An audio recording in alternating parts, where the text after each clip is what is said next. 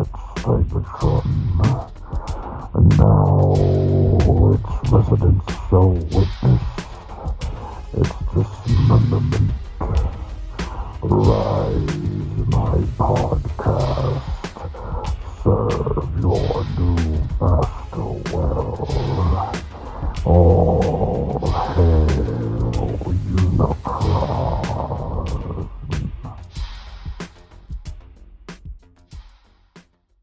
Hey everybody, and welcome to All Hail Unicron episode 41. I'm your host Oscar Alonso, and tonight's episode is entitled Thank God Matt Isn't On Tonight, and you'll see why as we continue on today's show. Joining me tonight is the one, the only, the Mad Professor, Mr. T2RX6, Justin. I told you I wasn't going to talk anymore. God damn it, just fucking say hi. Jesus. All right, hi. There we go. Jesus, hi and Jesus. A guest. What? You told me to say hi Jesus, I said hi Jesus. Oh, he's out back mowing the yards right now, okay? I know him. We had cafe the other day. Sunday. He's a good guy. Good guy. Mm-hmm.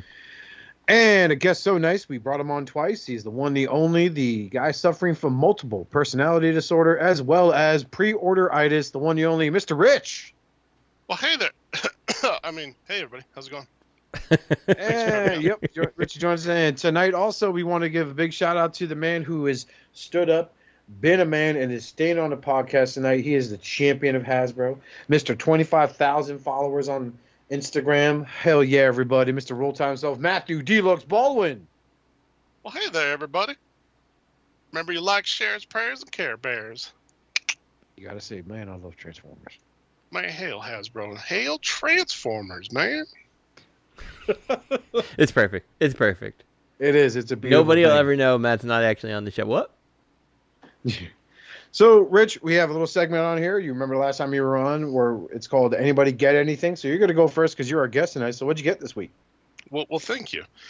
So I picked up Fans Hobby Double Dealer. What is it called? Double Agent? Double Agent. I picked him up. I picked up the Menasor from Magic Square. I know I'm late on getting that one, but I finally got him. And then I got that little transforming litter box from Toy Wolf, I think. Fortune Cat, I think is his name. Oh, I forgot about that thing. It's like a little litter box that transforms into a samurai cat. It was on sale, and I was like, why not? I have cats. Mm-hmm. My problem is that I don't know if I've seen Matt review that one. I got to go look back and see. I was about to say, that sounds like a Baldwin haul. Yeah, right usually I know of the weird, like the toilet one and the urinal one from Matt. I don't know if I recall the litter box. I'm going to have to send us a link. Send us a link. I need to see this for right. myself. I'm a cat guy. I got two. My little Nintendo set. I would love to have a representation of the thing they shit in, and I cut to clean out 4 days a week. I chill out Friday through Sunday. I just can't, man. Those are my days off. Well, day off around there. And what else did you get, Rich? That's it. That's it? Okay. All right. Well, Justin, what'd you get this week? So I got two things.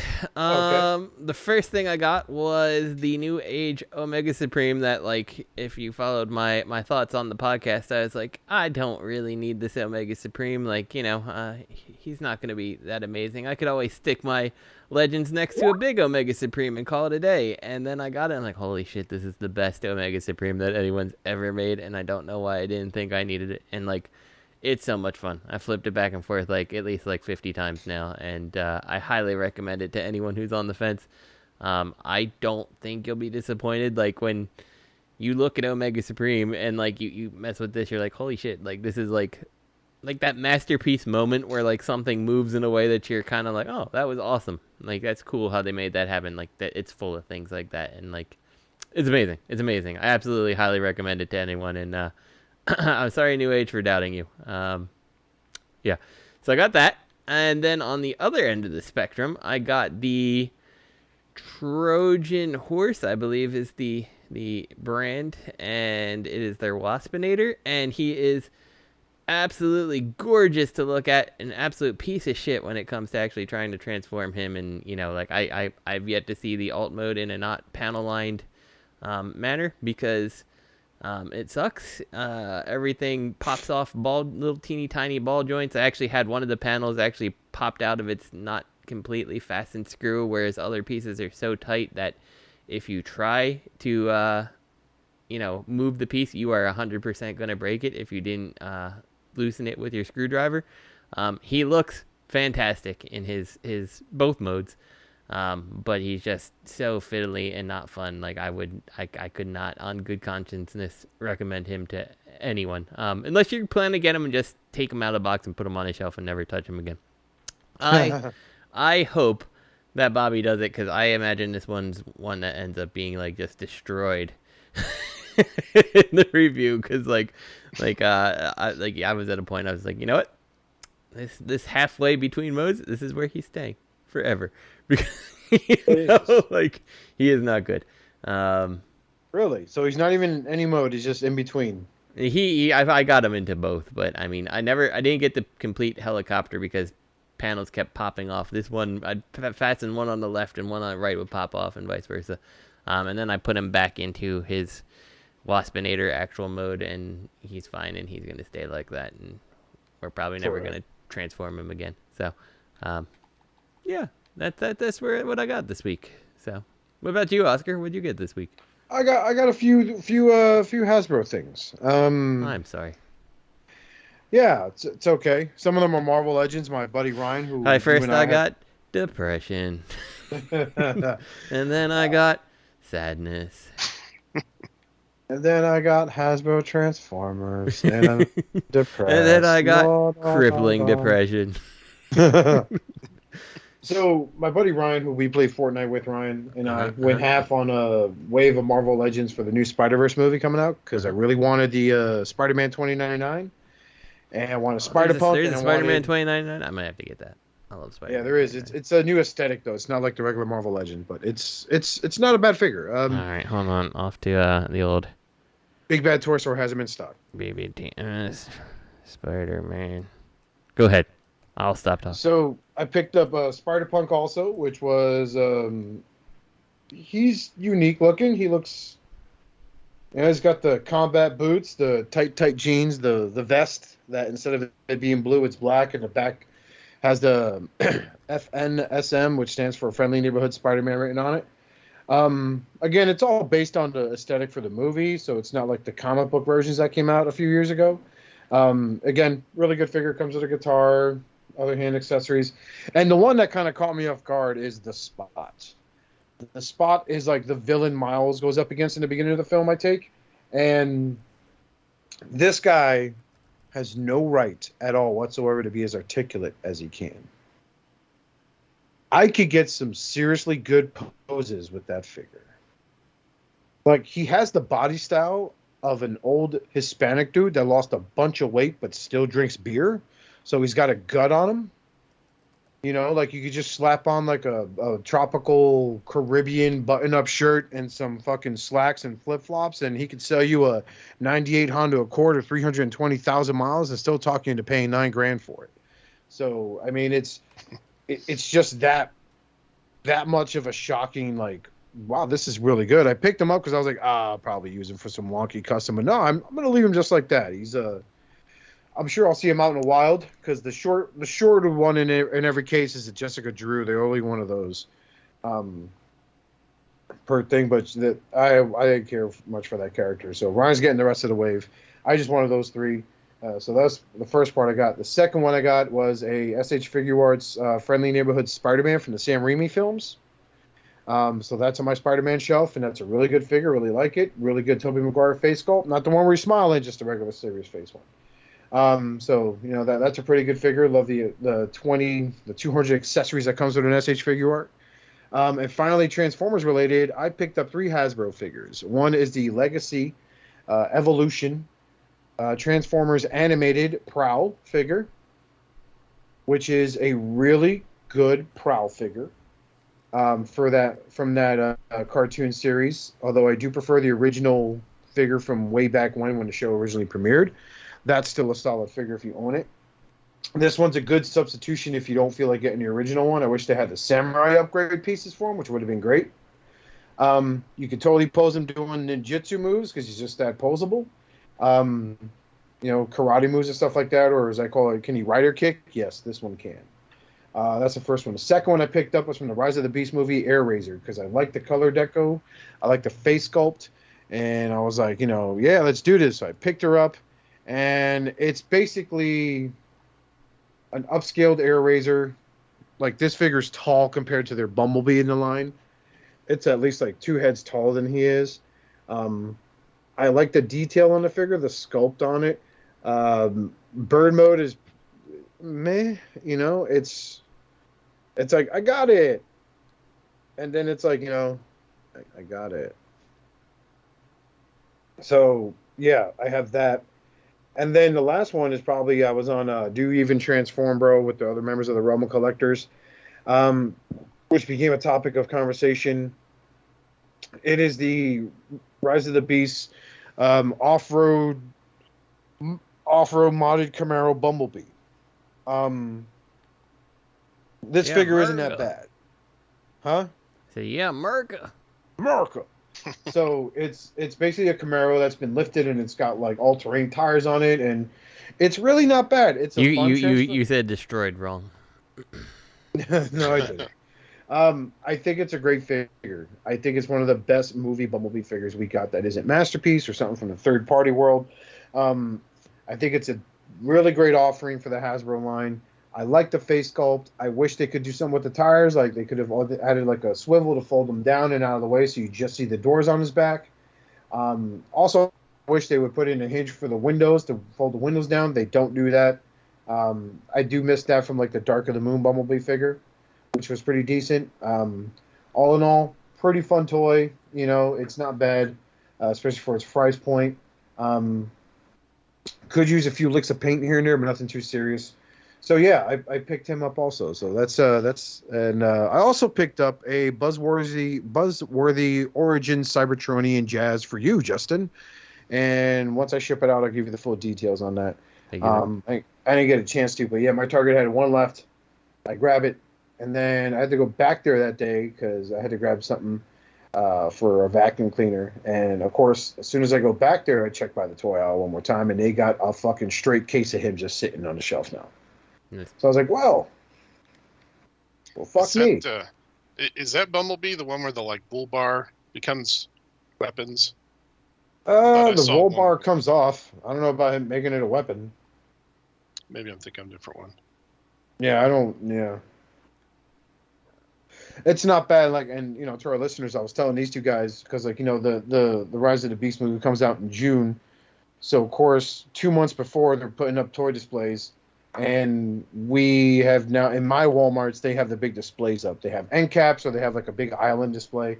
I almost picked up like the Arcee and like I think she comes with a White Wolf robot armor thing. And I really want to do like, a TikTok where she's like, I must use you for battle. And the dog's like, what? I'm just a rough.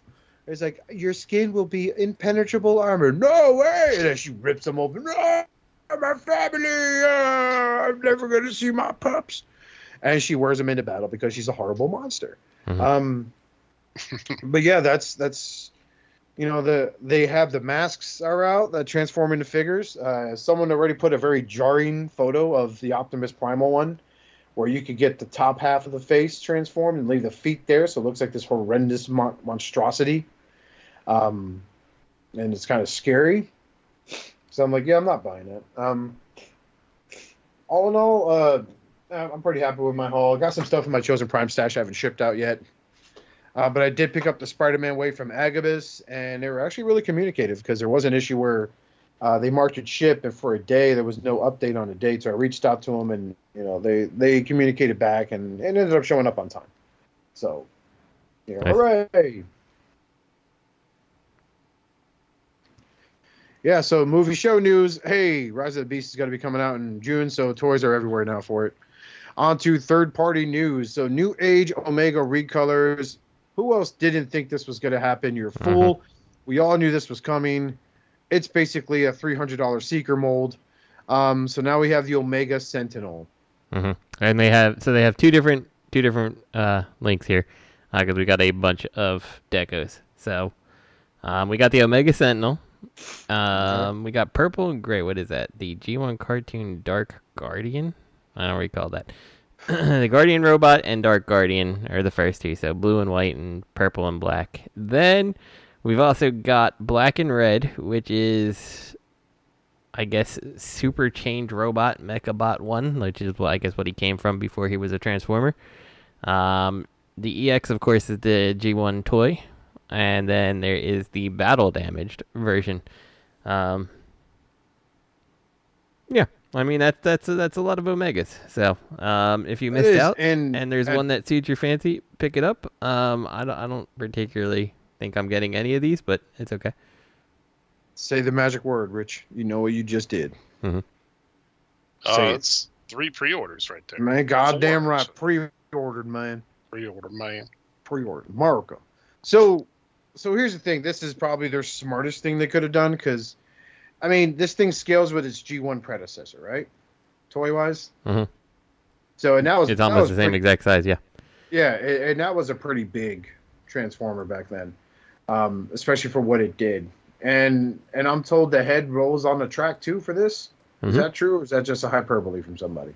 No, it rolls. You put in a little weird battery that I'm sure you don't have. And, yeah, it rolls around. It's fantastic. Okay, have you done that yet or no? Yeah, I posted it in our chat, asshole. Oh, I didn't see it. I don't listen to that shit. I mute it. Uh-huh. I'm like, I gotta take a shit. Better check the chat. This battle damage picture shows him having like red lights in his hand, and I don't believe he has red lights in his hand. I think someone took some artistic liberties on this picture. Maybe this model does. If he has lights there, I'm gonna have to look into that because I don't recall that. So. Oh yeah, that's Photoshop. I can see the pixels. Mm-hmm. That's my thing for whenever I don't believe it. I was just like, no, it's fake. Look at the pixels. I can see them. Mm-hmm. I have a keen eye. I'm hyper observant. Kind of like a schizophrenic. Yeah. No offense to schizophrenic listeners out there. Looking at you, Matthew. But yeah. So I think it's smart on their part, milk it for what they can. You know, I remember back when who was it? DX9 did they do a Sentinel also? I know Hasbro just did one. The Generation Selects. Fans Toys recolor. Mm-hmm. Huh? Fans Toys did the Omega Sentinel. Did they? Okay. Yep. I know someone did. I know a third-party company did it way before. I know Planet X did one also for the Fall of Cybertron, for the War and Fall of Cybertron games, figure lines that they're on. So, yeah, I think it's really dope.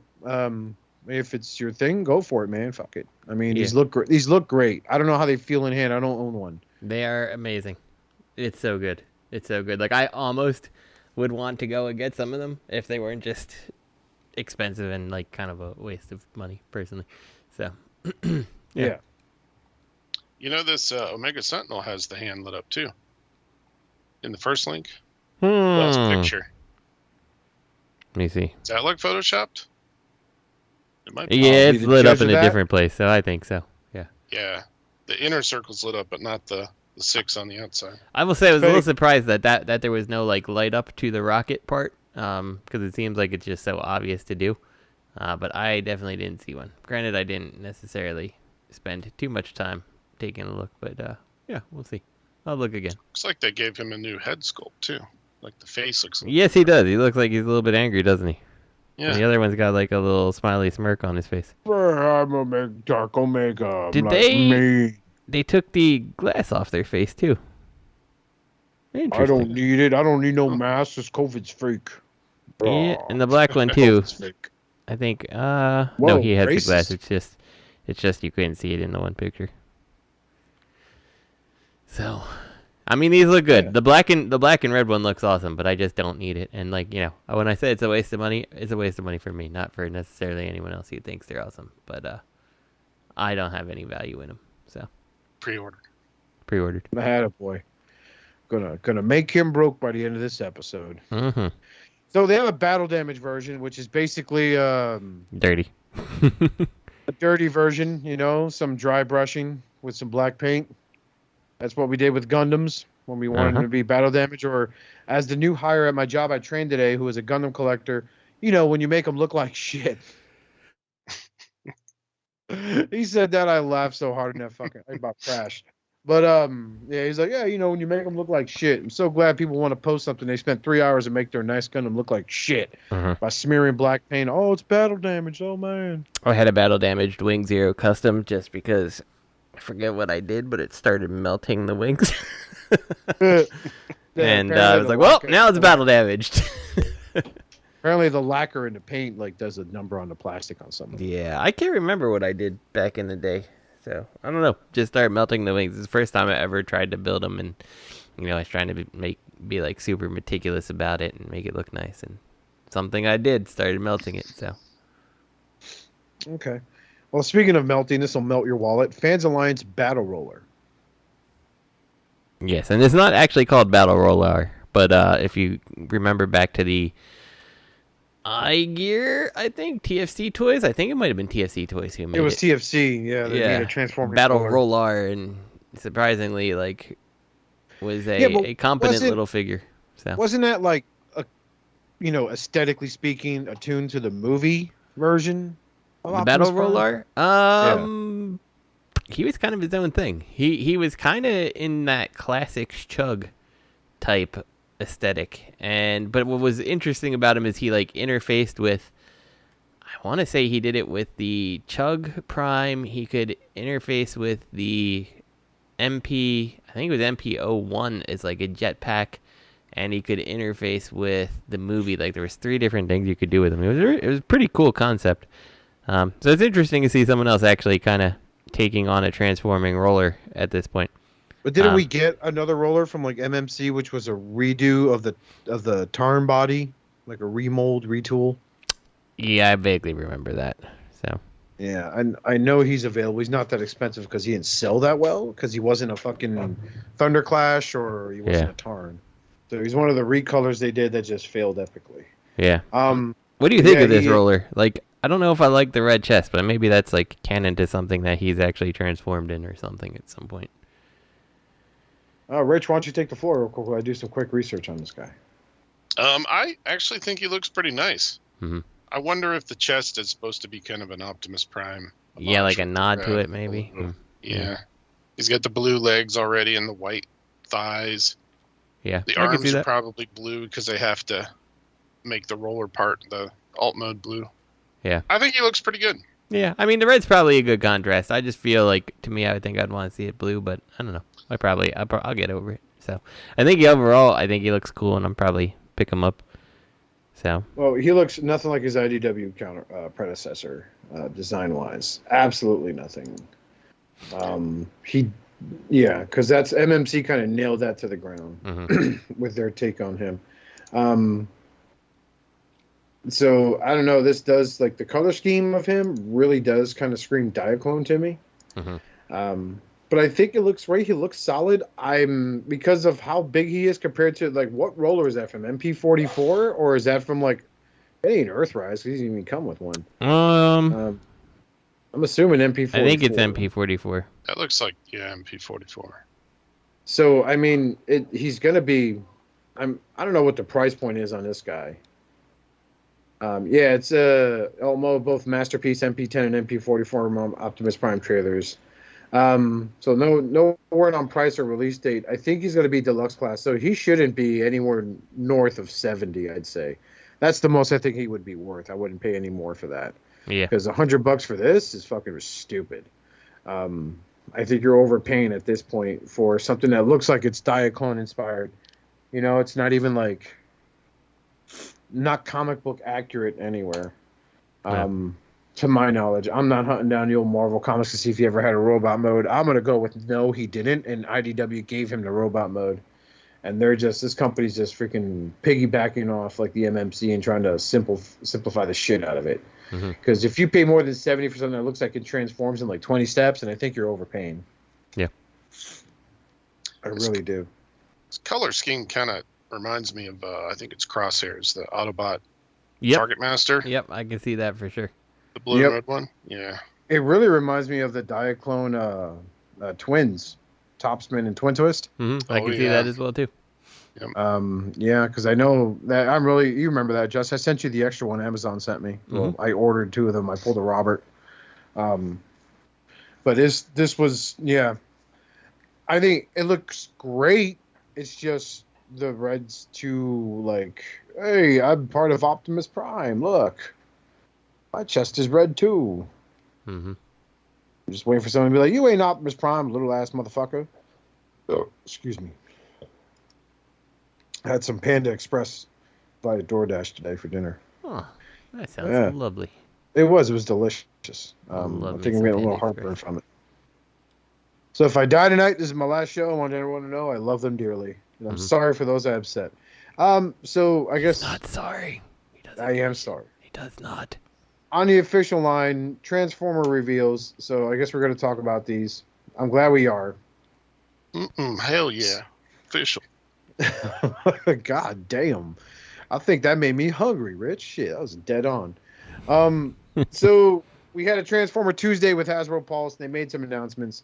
Looks like for the core class or legend scale Transformers, we're getting 2 other Dinobot members, Swoop and Skulk. Is that his name? Oh, no, wait. I'll get to his name right now. Scar. All right. Scar with 2 R's. Which one is Scar? Is that Scar is the... Oh, no. Is that what they named off? Where is Crimson Raptor? No, okay. We should get him on here next time. He's the dinosaur expert. I want to say Aculosaurus. Am I saying that right? All right. Well, Probably butchering the shit out of it. He'll correct me on Instagram and be like, "Hey, dude, you're a fucking idiot. Here's what it's supposed to be." And I'm like, oh yeah, the Ankylosaurus. Okay. Ankylosaurus. Yeah. He looks like shit. Looks like he's shitting out a hand. Yes, he does. That is disturbingly accurate. I did not want to see that. Now I can't unsee that. All I see now is a hand there, not like the black tip of a tail. Mm-hmm. That turns into a gun. So he's all like, "This is a piece of shit, man. I'm throwing it at y'all, Decepticons creeps. I'm a medic." So, Yeah, this is weird. Some of these are weird. I mean, I get it. It's only legends and all that, but it's weird. I don't like it. yeah, I mean, I'm not in on it. I just down here, we just got Slag in the core class in my target, along with the Legends class Thundercracker, which I did not get a chance to pick up. Mm-hmm. Yeah, so we have the 2 Dinobot figures. That's Form Volcanicus. And then the other core class figure we're getting is a Beachcomber. Now, New Age has done their version of Beachcomber. So has Magic Square, Justin? Have they done that? Yeah, I think so. Okay. 90% sure. So now you get the Hasbro take on it, which looks okay. I mean, I haven't bought any Legends class figures since I saw their wheelie. That's it. Mm-hmm. And that was all right.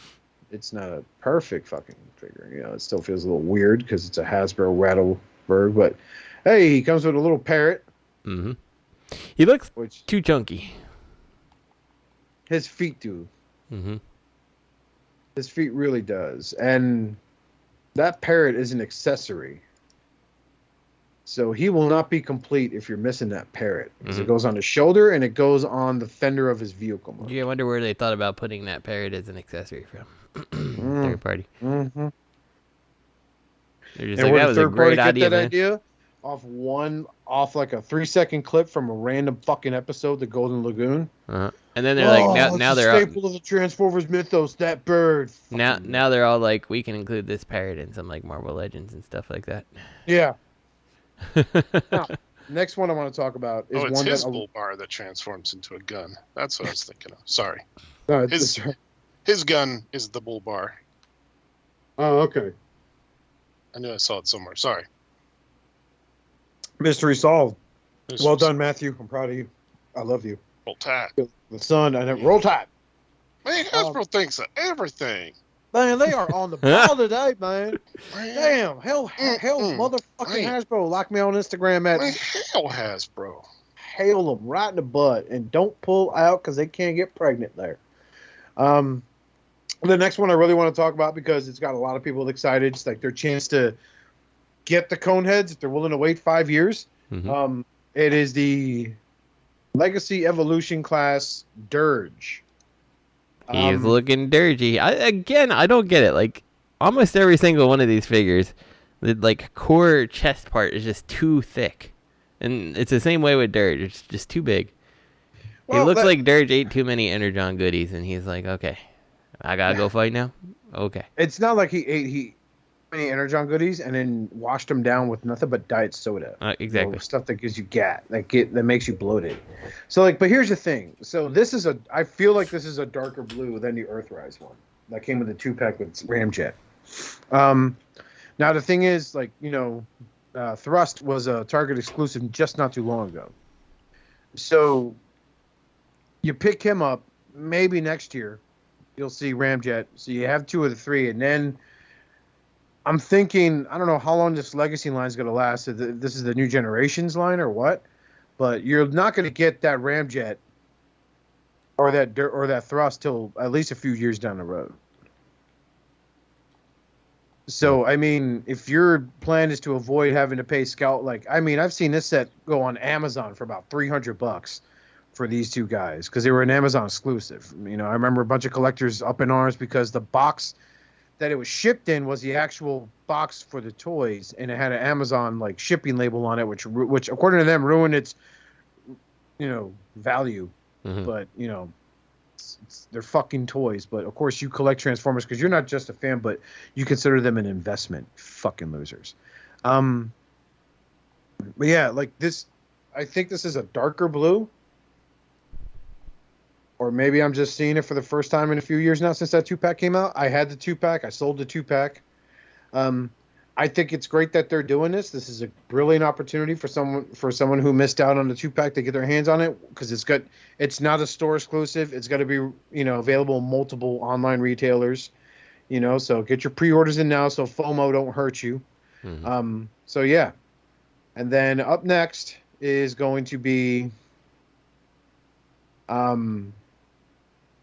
one that I can't believe they're doing, but they did it. DevCon, the Bounty Hunter. Does anyone remember DevCon? I remember the Bounty DevCon Hunter? for sure. And what an impactful splash he had on the Transformers mythos. Only the most impactful. Is it Money's and Everything, or Money's Everything, or something? Or the Gambler? One of those G1 episodes. Yeah, I don't know, man. I haven't watched a G1 cartoon in a minute. I have the DVDs, but it's I'd rather watch them on YouTube.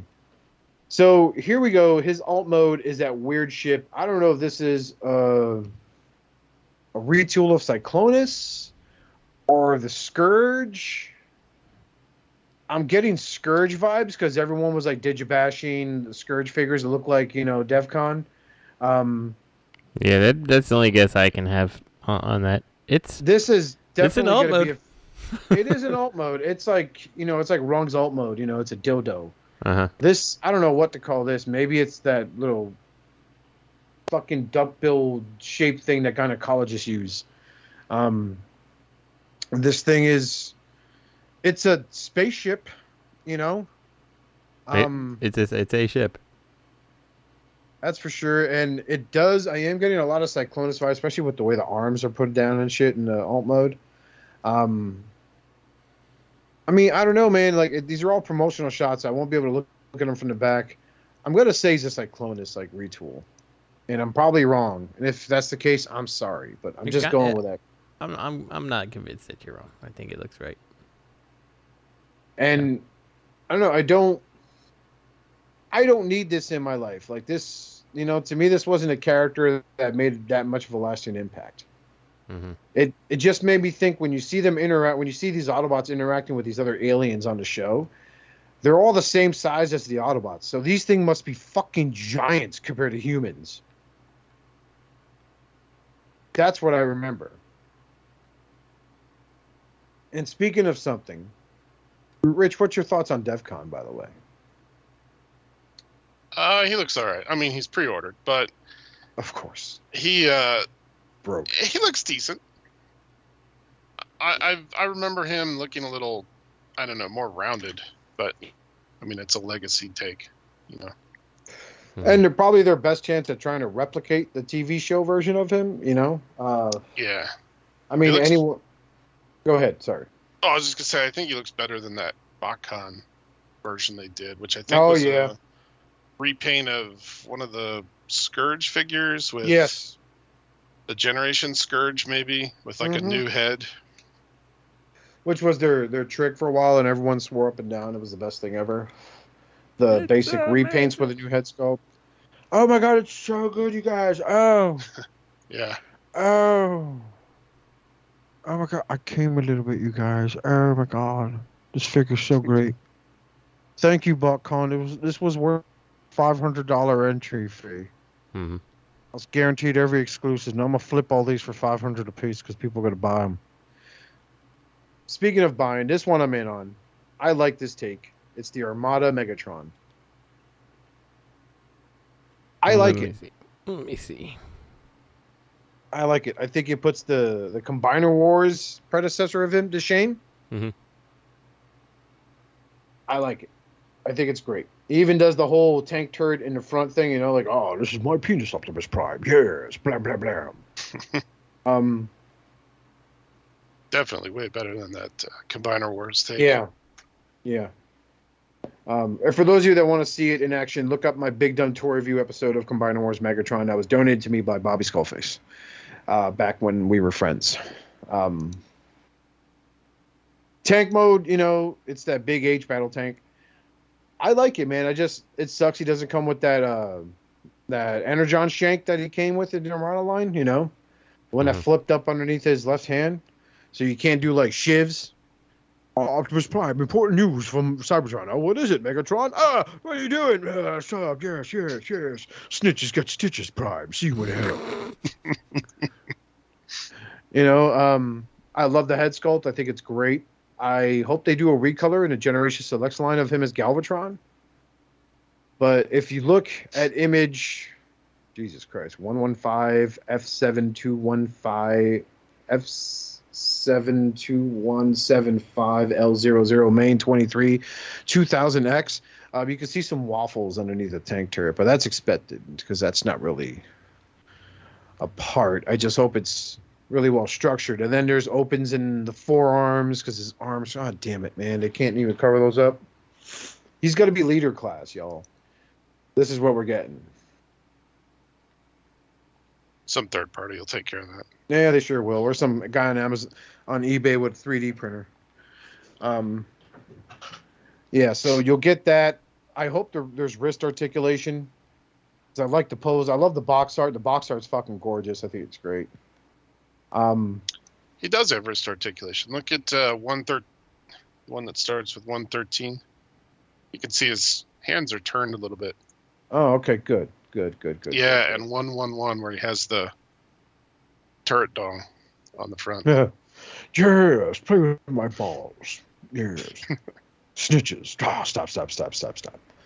And again, like the popular thing on the back of the Prowl figure I picked up, the Evil Fusion lettering is on there.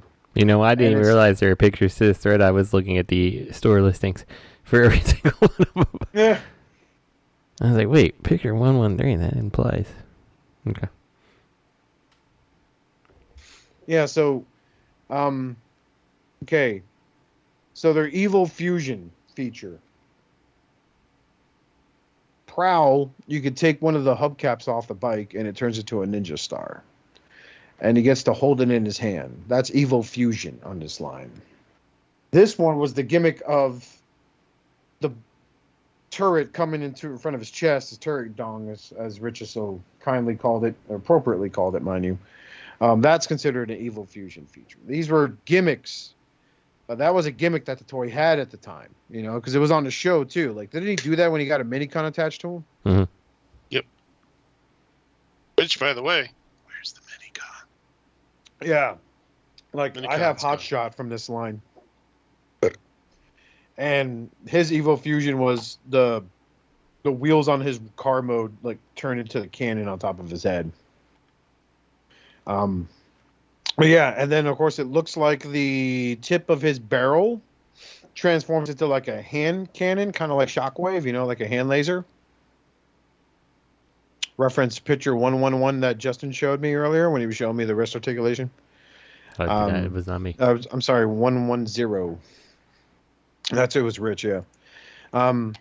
Yeah, so it's kind of Shockwavy, but I really hope they do a Galvatron repaint of this. I'll wait before I decide to pull the trigger on this bad boy or not. Because I love the Galvatron color scheme on this. I mean, they did it in Armada, so I'm sure they'll.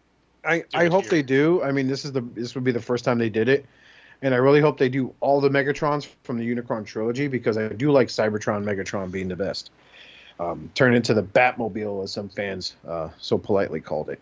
Mm-hmm. Up next, screw this. We'll go from the pictures. So we did this, Beachcomber, DEFCON. Up next is. All right, it is going to be Axle Grease. Yeah, who's that? This is a evil Junkion, I guess they're calling her. It's female. I know that it's identified as female. What's automatically evil then? Now we joked about this because we called it like Blockdown or something like that, because it's someone digibashed this into a lockdown. Because she does come with a hook. If you look on picture 65 F7119 Duyjuy TRAGEN Legacy DLX Junkion 3000. I'm kidding. Just look at that one. You'll see there's a hook on one of the exhausts on its derby car, on his Mad Max car mode. Mm-hmm. But someone did Digibastish in Lockdown colors. So yeah, I can definitely see Lockdown coming from this I can thing. see them doing that too. I'm surprised I'm pretty sure they've been learning to do that. Like, oh, hey, look, a fan digibash this. It's possible. Here's how it would look like. Mm-hmm. If they're not doing it themselves and then going that path with it. So, I mean, I think this looks great. But what I'm seeing here from these CAD renders is maybe like a big case of hollow leg syndrome. Yes. But it's a parts former too. He is? It is? She is. Yeah, it's a 17 piece. If you look on picture 72 FL1995, there is the back of the box. Oh, yeah. Oh, wow. So, and it looks like this thing can combine. Now, this is a good example of Evo Fusion. This combines with the Junkion as like a sidecar piece. Mm-hmm. There's a Junkion, I don't know his name, the motorcycle one, with the flames on it. I think it's the Evolution. I don't think it's the Studio Series. Crash Bar is his name. But yeah, it combines as a sidecar, which I think is really neat. It helps display the motorcycle a lot better if the kickstand isn't doing it for you. Yeah, what are you guys' thoughts on this, on Lockdown Sister Lock Up? So I just realized, looking at the 72, the picture you pointed out, Mm-hmm. she's a heavy retool of, I think his name's Scrap Hook. Yeah. The little tow truck guy. Yeah. In fact, she's got the same like exhaust pipe accessories, and that hook is also the same from him. Okay. I Now, actually have him. He was a fun little pickup guy. truck. Is he a pickup truck, or is he a fucking derby like Mad Max car like this? He's a pickup truck, but he's got, you could put like a tow truck hook on the back.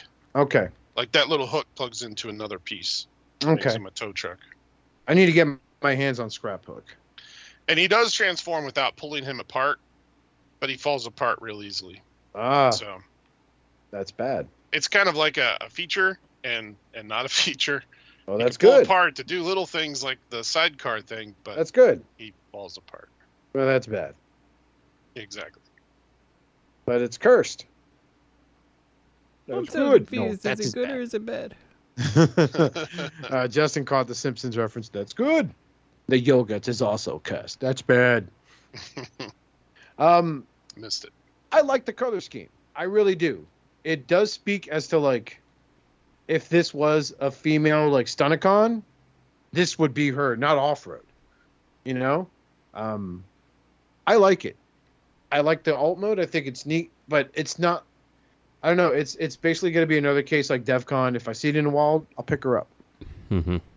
But I'm not going to go hunting for her because I would pre-order it. Now my hunting days are over. It's only like for certain things I'll go hunting for. Yeah. I like the idea of the whole Mad Max car. I like the fact that if need be, this could be a nice blueprint for a lockdown. You know, the last rendition of a lockdown we got was the Revenge of the Fallen because that was post-animated, right? Mm-hmm. And that one was a mess that just fell apart as you transformed him? Well, was he? I can't remember. It's been so He long was since I okay. looked at that. When he transformed, I remember he was as tall or taller than a Voyager. Yeah. I mean, Super tall. Yeah, well, that's his animated figure.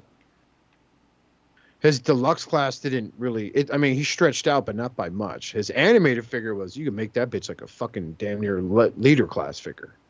As tall as he got. If you stretched him out all the way. But I think the last one was the Revenge of the Fallen line. Yeah, that's post animated. And he got a Revenge of the Fallen line, and then they recolored him to Axion, I think. Yeah, the Action Master, I think. In that color scheme. Axer. Yeah. So moving on. Next is a figure I'm kind of glad they made, but I'm not really like reaching for it. But I wasn't reaching for Lio Prime until I saw him in the wild, and that is Nemesis Lio Prime. As in Zero Penis Miss Prime. Yeah. The difference is at least his lion mode has eyes, and they don't look lifeless. Yeah. But that's not saying a lot. No. Like, you really can't get a lot of poses of him in beast mode. And again, it's like they fucked up, and the ears are part of the molding for the mane, where some paint could have broken that up significantly. I didn't even see the ears there. Yeah, it's a good point. Wait, I don't see ears. Oh, those are See 'em now? ears. Oh, wow. Yeah. I did not see them either. That's hilarious. Yeah, so at least the face looks more lively with the pupils and the retinas in there, whereas the Lio Convoy was just like fucking. It looked like he literally is hiding inside the skin of a dead animal. There's not much to say. Like, I hate the claw gimmick on this character. I think it's dumb. I think it was better executed during the original Beast Wars figure line. I like that he gave his little toe his little teal nail polish. Yep. He's like, I must look fabulous before I go out. I'm gonna go beat up some Maximals, but first, There's let me time get to a look petty. fabulous. Let me get a petty. Yeah, Amazing. and I love to quick pose him in action poses. Okay, boss. Look how fucking awkward this ankle tilt is. Image 84. And that face looks like a lion that just got clean from doing meth for 6 years straight and lost all his teeth. So go to picture 87, which is the front of the box, and look at that nice artwork of the lion face. Oh yeah. Mm-hmm. And then click to the right to 88 and look at meth lion, as you just pointed out. I've been clean for 2 years. I just can't seem to put the pipe or the dick down, Mr. Lio Convoy, but I'm your evil uppercutter. And that color scheme on that figure is way off from what I'm seeing in the actual toy.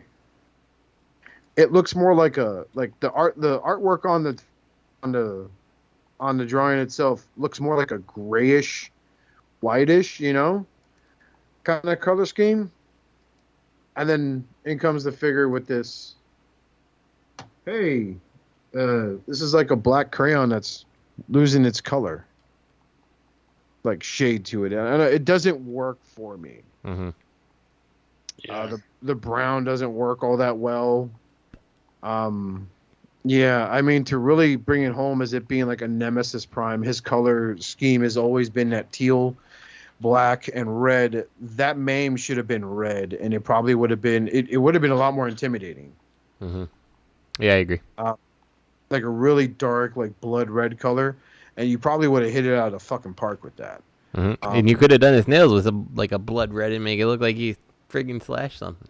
Yep. And then you could have done some teal highlights on that chest and broken up the detailing a little bit. Whoa. Are you implying that they should use 2 colors of paint? Yeah. I'm implying they should use more than 2 colors of paint.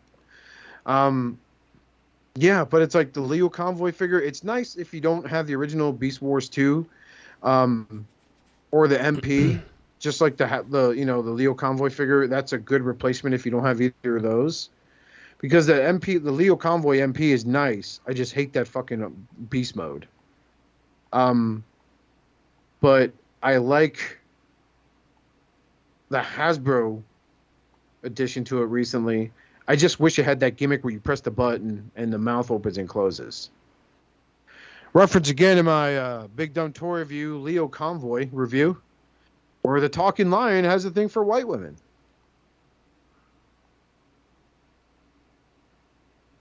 But yeah, that's that. And up next, I think we have one more to look at here. No, that's it. That's it for the Hasbro releases. For this? Come on. So to move on to Justin's next topic, just when you thought Transformers couldn't get worse, what the fuck is a flux changer? So for those not to know of recent internet speak, the word flex is basically a brag, you know? Sometimes you'll hear someone just to be like, yeah, I just pulled up in a brand new Porsche. That's a flex. You're showing it off in a video. That's a flex. When they say weird flex is when they're like, only times I get a DUI is when I'm driving a fucking Porsche. Then people just say, wow, man, weird flex. As to what this has to do with Transformers, I don't fucking know. This is the most rigid and stiff-ass looking, there's no flex to this toy. This is like, yeah. I got in an accident. This Cheetor, he got in an accident, and he's in like a full body cast. He's in traction. So I'm gonna say this right now. Hot take: this is better than Transformers Kingdom Cheetor. Maybe. Every incarnation of that fucking horrific toy. Holy crap! He's got some awkward looking. Are those the animal legs just sticking off? Like so. I don't understand it. I'm looking at the back of the box art. So, flex, twist, and lock. Twist and lock. So, I guess you twist them around and they transform into robot mode. Yeah, that's what I'm guessing. It's got some, like, one of those things that you do, like, one motion, and there it is, you know? So you remember back in, I want to say, Age of Extinction, where they introduced the drift toy into the movie, right? Uh-huh. Remember they had that one figure that worked like a butterfly knife?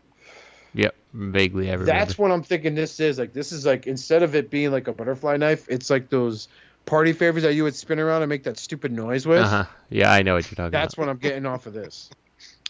You might not be wrong. Energon Flex Band.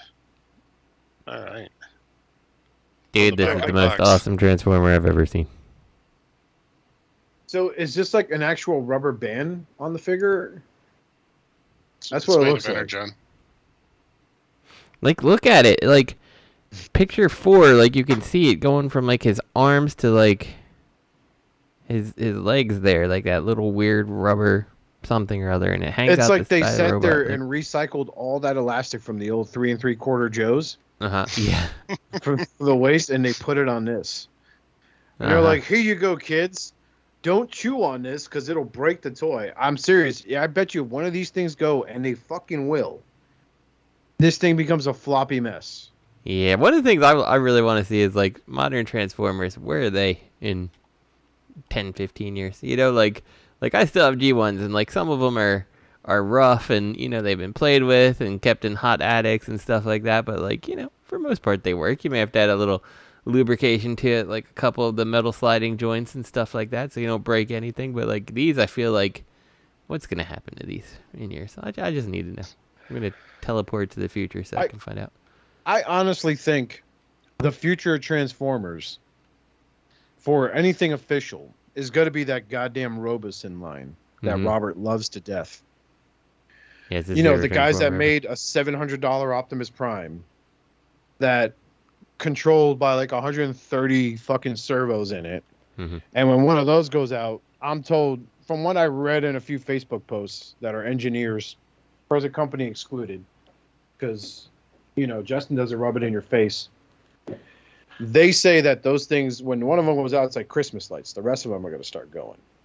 And then you're stuck with a $700 floppy nightmare. But on the other hand, if you paid that much for something, and you can't get like a few hundred hours play out of it by tapping an app on your phone, I think you overpay. Well, my thing with those servos though is like when that happens in that Optimus Prime, like it's effectively useless. Like you're not going to replace the servo. Like I don't think there's going to be a company that's worth their weight in sand that's going to sit there and issue you replacement parts unless you have a degree in engineering or electrical engineering. You know, So- and Another problem with that, I was going to say another problem with that Prime, and I do own that Prime, and I thought long and hard about this before I actually bought it, but you mean pre-ordered it? before I pre-ordered it, my bad. Sorry to misspeak there. I know. Ever do it again? I'll try, man.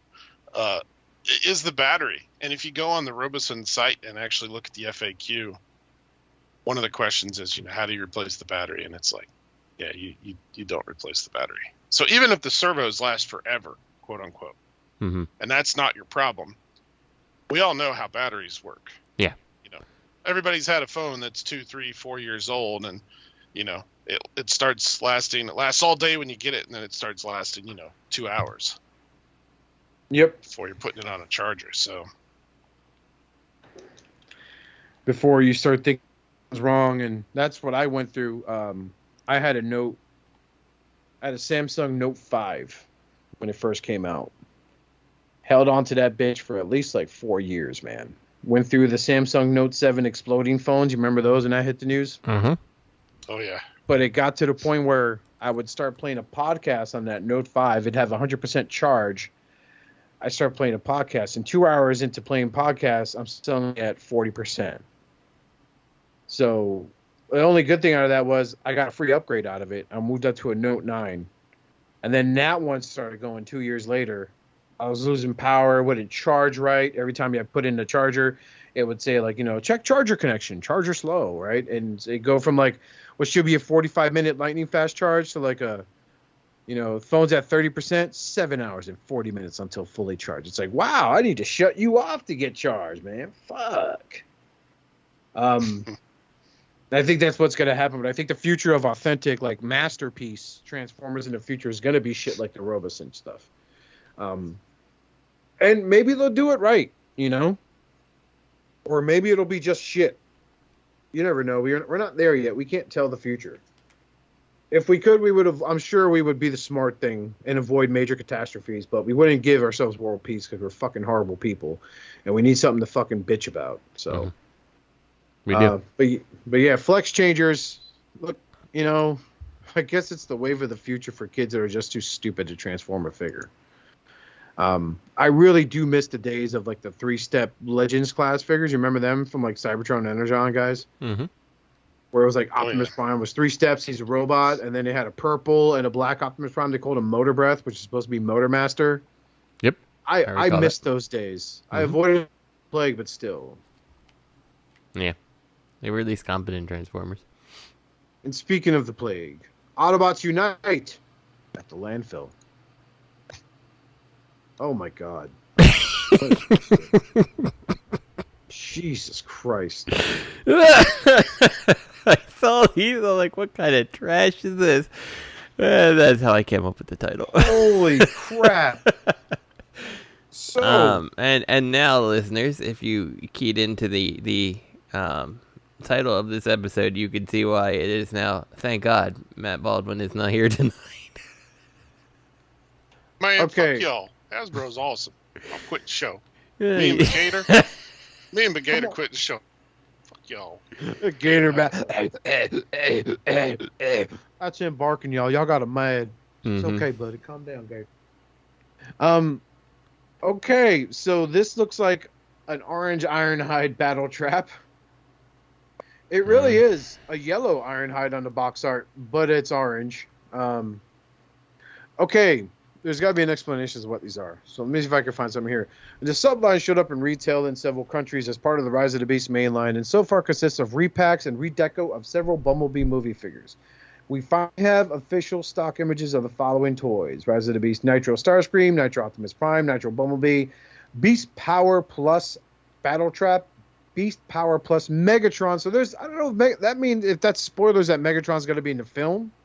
Because they've done those Titan figures, you know, the ones with like 5 points of articulation, and Megatron's part of it, with the movie design as well on the box art. Beast Power plus Barricade, and then Rise of the Beast Speed Barricade. Rise of the Beast Speed Optimus Prime, and Rise of the Beast Speed Bumblebee. So the first one here is the Battle Trap, which is a recolor of Ironhide from the movie. Remember when he died in Dark of the Moon? Mm-hmm. The movie we all got tricked into thinking was actually really good, but it wasn't. Next up is Bumblebee. Reminds me of the Bumblebee movie, Bumblebee. So this is just their way of digging up old molds, getting a little bit more money out of them. Those engine blocks that they come in here, Beast Powers. Those reminds me of the first, like, remember the Transformers Prime wave guys? Not the first editions, but the regular mainline shit. Like Starscream came with some block of shit that came with him, and that was his gun, and now his frail little arm was supposed to hold it. That's what this reminds me of. I never remembered that. So these basically work like Cybertron Energon keys, I think. Like you hit a switch. No, it's nothing like it then. That's different. But like you hit a switch and these like fucking vehicles pull out. I like, think I remember them now. Mm-hmm. And this is supposed to power them up. Yeah. So Bumblebee gets like these weird reverse missiles that come out of his hood of his bug mode. Yeah. Looks like he's been in an accident, and he's got part of a jet engine strapped to his hood. I don't know. I like picture Bumblebee Unite Bumblebee 06, where he's in his Volkswagen bug mode, and it looks like his wheels don't even touch the ground on the one Yeah, it side. looks like he's just dragging shit underneath that Beetle. That is in the back. That is most definitely an exhaust. It does. It looks muffler like someone hanging. ran over a garbage bag with that Beetle. They're just dragging it like, I'll just check it later. I'm really late for work. So this like, okay, so you put this like little engine thing and it like pulls back and the thing goes. Is that what happens? It's basically like turns it into a little car that you can drive across. I don't know. I never bought this, and I wouldn't waste money on this for my nephews because I respect their intelligence. One's 11 and one is 7. Mind you know, one still thinks there's something under his bed that wants to get him. Well, like you look at like picture 11. No, not 11. 9. Like look at that Bumblebee. Like it's awful looking. Like it's just like it's like a shell of a Bumblebee. You know, Yeah. it's like He has no forearms. there's no articulation. Yeah, like come on. Like they are really insulting children's intelligence at this point with this. Even if this is an old re-release, like you probably shouldn't have done this. I mean, you're sitting there and you're trying to pander, and you'll come with the defense. You know, the hardcore fans will defend this, like, well, the G1 wasn't great either. The G1s were designed well before the 80s. They were called Diaclone, and they were part of the mini-bot line, or the real life line, where they were like penny cars. You know, you could put a penny on them and shit. And that was their gimmick. Like, they didn't cliff jumper. You could rev him back and let him go. Mm-hmm. Wasn't that his thing? But, like, it was a very simple transformation. Yeah. Him and Bumblebee, I forgot, Bumble Jumper, the infamous red Bumblebee. Yeah. That people confuse as Cliff Jumper. So, yeah, then they got one of Bumblebee as the Camaro that looks even worse. Wow, that looks like shit, man. That really looks like fucking shit. Mm-hmm. Do you guys remember there was an Energon line? There was a line of Happy Meal toys. I think they were only in the UK. But there was like a Unicron. It was like the size of a tennis ball. And to transform them, you just folded them open. And it was like 2 halves of a circle. Yeah. But they came with these blocks, these clear blocks that you could press a button and it would like light up. That's what these remind me of, the first ones here. I can see that. Like Happy Meal toys with just little light up blocks. That's so this Megatron isn't from the new Rise of the Beast movie. Like that quote unquote Titan figure, the one that has no alt mode at 5 POA, right? This is something that was released for Revenge of the Fallen. I've seen this particular toy at a flea market. Probably without like the molded in port plug-in for his fucking tank mode, but I've seen this Megatron before. Mm-hmm. It's a real easy. Like, yeah, this is just a reuse from the Revenge of the Fallen. Look at the hands and everything, man. Like, this is from Revenge of the Fallen, dude. Might have seen him in your nightmares. No, he can't hurt you. And then you have the shitty evasion mode Optimus Prime from the Age of Extinction? Yeah. Remember that, guys? The Age of Extinction movie with Mark Wahlberg? Optimus Prime. We gotta stop Megatron. Galvatron, sorry. I don't care. I got an Oscar for being a football player. Try one of my murders. I called a bunch of Oriental kids and black kids slurs. I still get work. Ezra Miller's gonna be okay. They're in love. Romeo and Juliet law, Optimus Prime. I don't think that's necessary, Mr. Cade. No, it's Mark. You can just call me Mac. From Boston. That's an insult to people from Boston everywhere. I apologize. Yeah, so you got an Optimus Prime. His hands fold. You can put his hands on his side. Mm-hmm. It's important. I am a piece of shit. He's also got some sidewalk clearing murder devices hanging off. He sure does. He's like, run, children. There seems to be too many people on this side of the street. Goodbye, human scum, as he obliterates them completely. Mm-hmm.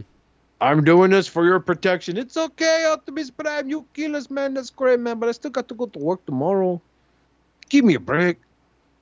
And then Barricade. I got excited when I saw the listing for Barricade, and it's the fucking Revenge of the Fallen Barricade. Jesus Christ. This is a piece of shit. These are Legends class figures, man. Mm-hmm. That's what they are. They're Legends class figures from the first Bumblebee movie, dude. It's in the face sculpt. Autobots Unite. Eat a dick. This is such a... Look, there's the Prime. Oh, this is the Age of Extinction Legend class Prime. I was like, look, there's the Prime that came with Stratosphere. It does look like that. And then there's this recolored Blitzwing that they finally painted into Starscream, and they're like, oh, I see what the fans were saying. Now it looks like Starscream. Yeah. Mm-hmm. And Matthew's buying this shit. Matthew, you buying this one, the Starscream? Hell yeah. Roll Tide. Man, that looks good. I just want to lick that energon piece. Tastes like Gator. Jesus, man. Look at picture 9 with Starscream. Look at that awkward elbow bend. That's all thruster right there, man. Holy shit.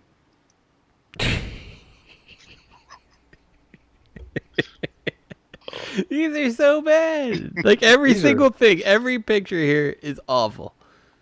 And this yellow Ironhide. I'm evil now, Optimus Prime. I'm Battletrap, and I love killing humans. Mm-hmm. My pickup truck that no one can afford because it's like $120,000 GMC kickback. But I've got off-road roll bar protection on my headlights. Yes. Yeah, so these are shit. It's something. So glad that this is where Hasbro's going. What's next? Hold on, I'm reading some of these comments. Let's see if there's someone praising this shit.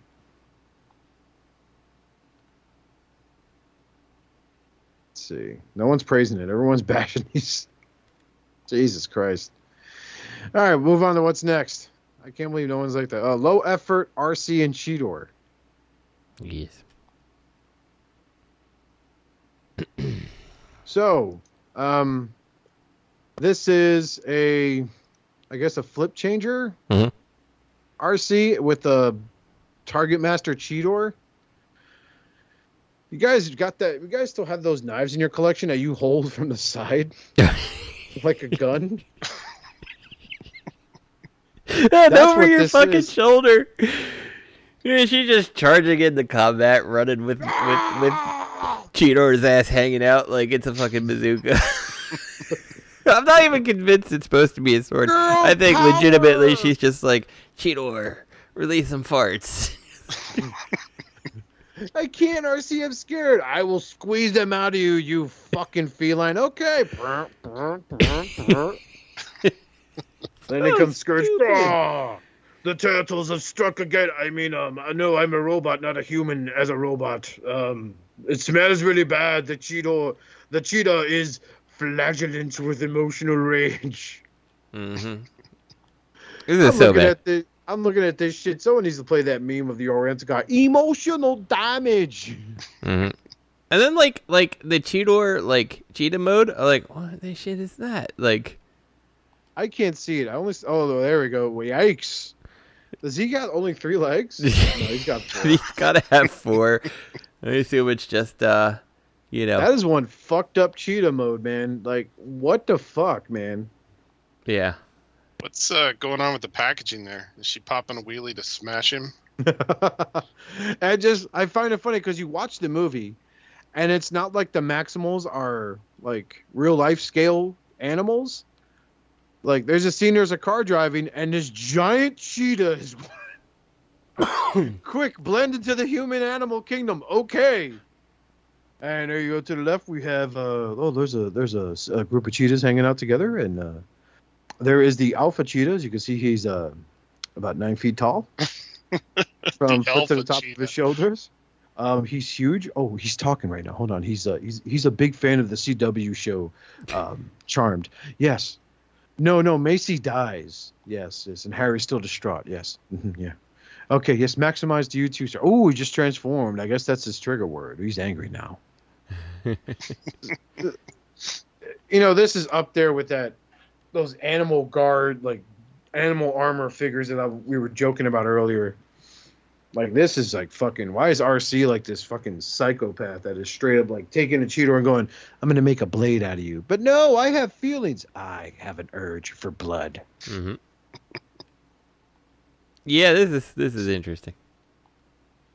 Just totally interesting. This is fucked up is what this is. Yeah. Like, I don't know what they were thinking. Let's read some of the comments. I agree visually. Tiger Stripe is at least convincing as a weapon. Unfortunately for me, my Skull Cruncher has a really loose tail. So for me, it's the least functionality convincing one. So think Arrow Stripe is a mediocre Battle Master with a mediocre Primal. I don't have no clue what he's talking about. This is what happens when you don't quote. So, all right. So I am not about to read that fucking screen name. Let's read Ani Convoy. So he's quoting something about invention by saying, I'll probably be getting this depending on the scale and height of the robot mode. If it's big enough, I'll definitely get this. Cheetor Battle Master looks okay. I think Cheetor and Primal were the weakest out of the Battle Masters so far. Wow, these people are buying this shit. This is why they make them. And Ani Convoy replies back with, Arrow Stripe is by far the weakest. A very cool concept, but the actual execution is sorely lacking in engineering and believability. Dual-wielded Cheetors actually look pretty good. Primal will be excellent in hand, just suffers from poor promo photography. No, sir, no. This just suffers, period, because it's horrible. It's a bad idea. Horrible execution. The vehicle mode for RC looks okay, but look how like plain Jane that figure is. That is some Dollar General like robot converting masters fucking quality hollowness right there. Mm-hmm. And at least there's Starsaber and Victory Leo fucking combined. Holy shit. Oh, let's move to this disappointment I've pre-ordered. Battle Studio Series Gamer Barricade. Yeah, I was out of wit by this point. Okay, so for those of you not to know, the new Studio Series figures, I guess, is going to focus on the Fall of Cybertron video game line for characters that weren't released or got, I guess you could say, misrepresented when it came to scale. So we're getting a Voyager class Optimus Prime in this line, and now we're also getting Barricade, who was like basically an untalked about character, completely underrated in a video game. We're getting a figure of him. And looking at these photos now, I'm about to cancel this pre-order because this looks like absolute shit. I like his head sculpt. I don't. Look at those eyes. It looks like he's crying. I just assumed it was like Cybertron design. I thought the eyes looked fun. They look like funny. Shit. The thing that got me is like the leg hollows again. Like picture. Really bad. I'm just trying to see like what picture can you see it best. There was one picture like ooh. 15. Yeah, just like 2, the second one. Yeah. Yeah, I don't know. It's something. Yeah, I here's didn't know another that one they where were making these movie series bots, so I mean that's, I guess, kind of cool. I don't understand how they're trying to make this look cool by putting in the explosion effects, all white back. It's like you think Matt actually took the photos of this thing. This does not look like a wise investment of any kind. You think they would have made a better effort to hide the mushroom pegs that goes on the wheels, but they don't. You can clearly see some, like, I'm finding yours to put a Phillips flathead screwdriver against my computer screen. Like, this is really bad. So Like, I am canceling my fucking pre-order. So I'm looking at the Optimus and the Bumblebee, and are these are entirely new molds? I think I need to see them. Do they show them here? Yeah, like you can, like the BBTS link to Bumblebee is up, and so I'm thinking the Bumblebee up on these photos though is from the original Generations line. So is the Optimus Prime. That's the really small deluxe class Optimus Prime. You remember? We talked about this on the ROCs. Do you even transform, bro? Or I apparently am a member now because I like bullshit about toys with those guys too. I just don't remember Bumblebee looking this bad in the chest, but I don't know. No, he looked like shit even then too. Alt mode was clean. That's what I liked about it. It looked really, really clean. Him and Cliffjumper. But here they have a picture of him with the Studio Series Bumblebee, and Barricade looks fucking gargantuan. And then here he is with the Bumblebee movie Ironhide figure, and he looks huge compared to them. I like the alt mode. It looks like a fucking Batmobile, man. It really does. I think that's why I like it. But then again, it's like, I could see if you want to call them paint apps,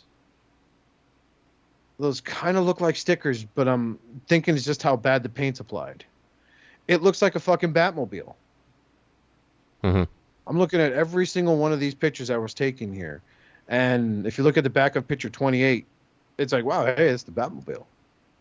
But the bottom looks kind of... there's nothing good about this at all, man. I'm about to cancel this fucking pre-order. This looks like shit. Jesus. And then there's that Generations Bumblebee from the Cybertron game that looks good in his alt mode. Yeah, so see, okay. So picture 22 where he's next to Bumblebee. Right?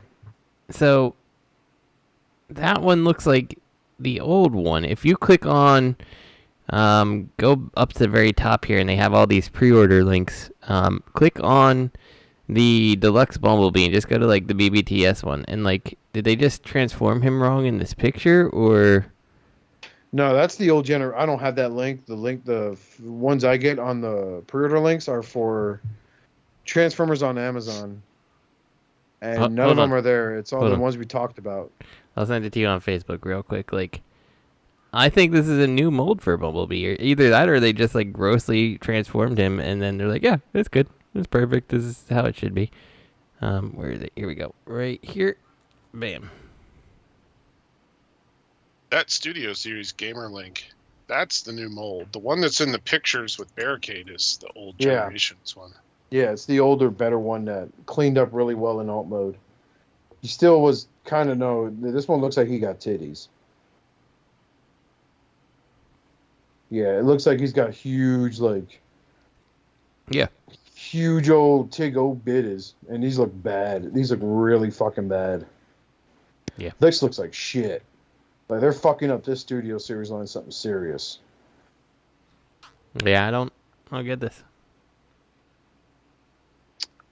I'm surprised they're not trying to do a relaunch of this game, like on Switch or something. I think the problem is that, like Activision or whatever, like it's a rights issue.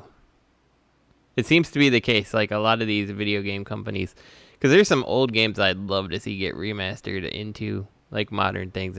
I think that like the studio's gone and the rights are gone, and yeah, I don't know. I don't get it. You would think that it's something you could like license for kind of cheap to re-release something old that you paid a license fee on, but I don't know. Guess not. Yeah, I guess you're right, I think you're right, because they call it War for Cybertron Gamer Edition, but nowhere on the packaging do they actually say... Yeah. Oh, they say video game inspired, but that's it. They don't really draw that direct connection, like... Yeah. Based on the hit Activision video game War for Cybertron. It's like they just kind of hint around it. Yeah. It's High Moon Studios is also out of business now because they just are. Sad days because they made a good game. So. Yeah. Oh well. They made 2 good games, and then I think the toy line killed it. Boom, mic drop. All right, moving on to our next topic. Everyone's favorite new movie figure, Rise of the Beast, Mirage. Okay, so we saw this before the show. So, Justin, you can go ahead and have the floor. Well, I'm just going to go out on the limb, and I'm going to say here, I would not be expecting your masterpiece, Jazz. or that cliff jumper probably anytime soon, because this, to me, the Porsche alt mode looks like, let's kind of make it look kind of like a Porsche, but realize that we don't have the rights to Porsche, so we probably should not do that. Yeah, this is definitely one of those situations that I do not see the proper Porsche, and I don't think that I don't think that they have the rights to it. So it looks like trash, and then Mirage, Jazz, whatever. He doesn't look very good either, at all. I like how they have like a huge just section of the car just hanging straight off his back, they didn't even try to avoid the backpack. They're just like, just leave it there, and then make him look like he got punched in the face. He's got a Wilford Brimley beard going on. Optimus Prime, you must know that you have too much energon. You could contract diabetes. Side diabetes. Yeah. Oh, diabetes. This is a strange looking figure. I do not approve. I will be not finding this into my collection at all. So this makes the Revenge of the Fallen Jolt look like a fucking masterpiece by comparison. That figure was a piece of shit.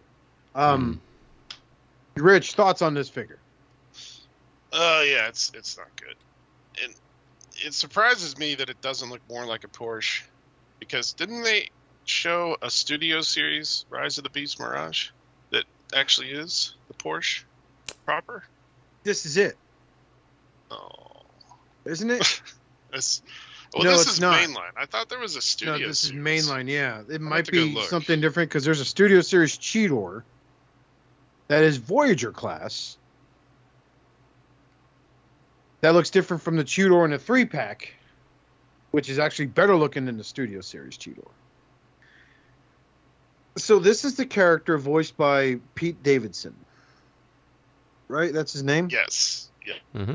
So those not know who he is, he was in the news a lot recently in the celebrity gossip line because he was dating a Kardashian, which was Kanye West's ex-wife, one of the Kardashians. I don't care their names. I don't want to know it.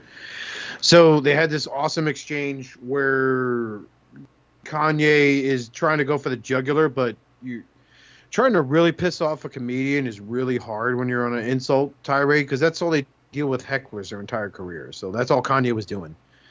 And every time he had an insult for Dave, he's like, "Yeah, I'm hanging out with your baby, your ex-wife, and your baby's mama. She's a great mom, And he'd be like, "Yeah, that's why you were rehabbing shit."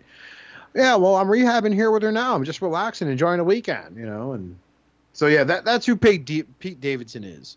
He also did a short miniseries on Amazon called The King of Staten Island or some shit like that. He's known for having an absurd amount of fucking tattoos on him. Some good, some absolute trash. And unfortunately, I believe he's also known because his dad was a firefighter that died during 9/11.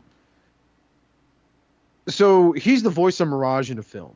So when you watch that trailer, there is one part where you hear him talking, and it just does not fit with the character at all. It's up there with the Jaeger character that Mark Wahlberg plays. Like, "Optimus Prime, what are you doing?" And then in comes Pete Davidson's Mirage.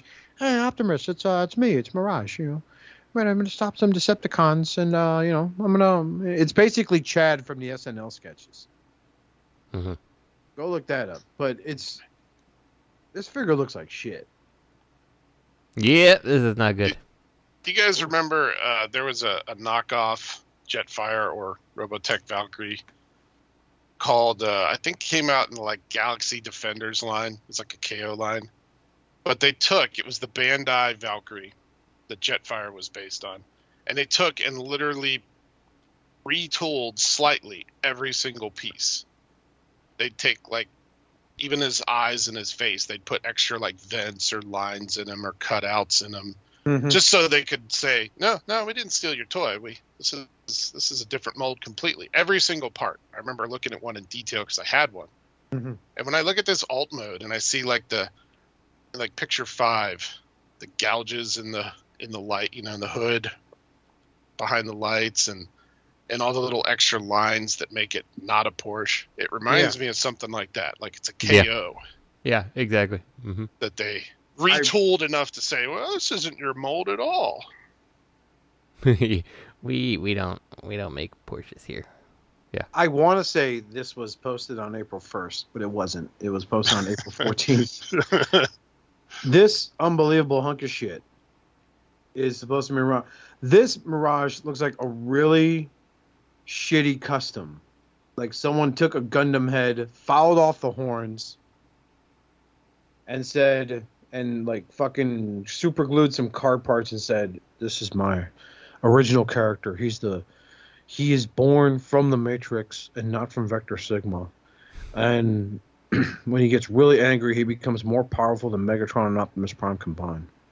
And he's destined to rule Cybertron, but he refutes the crown. He renounces it.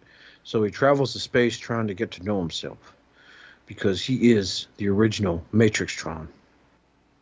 The heroic Autobot Messiah." And then there's like 70 parts of fanfiction.net written about this guy. Like he looks like a really bad OC. That vehicle mode, you know what really brings it home for me? Is the really gray tires. Oh yeah, I mean nothing screams Porsche like custom gray tires. Come on. And what upsets me a little more is the cover, the box art, the back of the box. They show the vehicle mode. The vehicle mode has black tires, and the figure has these black tires, and it makes it look a little better. Not something I really want to bring home. I'll be avoiding this guy like the plague. This figure looks like absolute shit. There is no vindicate. I don't know, man. Like I won't pay for it if this lands in my house somehow. And I feel like this is a figure that would probably grow on me after a year because he's in storage and I'll mess with him. And then be like, oh, this isn't that bad. And then I'll watch the movie again and be like, oh, I'm sorry, this is worse. That's what this figure reminds me of. I think this is a gargantuan waste of money. You know what's really funny to me is that in an effort to not make him so cheap. So hold on, wait. Let me see the alt mode here. Okay, so you see the back of the Porsche. They put those shitty like mushroom clip wheels on that they love to do now. So if you look at picture 4, where you see him in his alt mode or his robot mode from the side. Actually, hold on, let me see. 4 and 3. You can see that that's the wheel, and then they sculpted the rims, the wheel on the other side of the plastic. And then they were like, yeah, we make this gray, so you can't tell that it's a fake wheel. Yeah.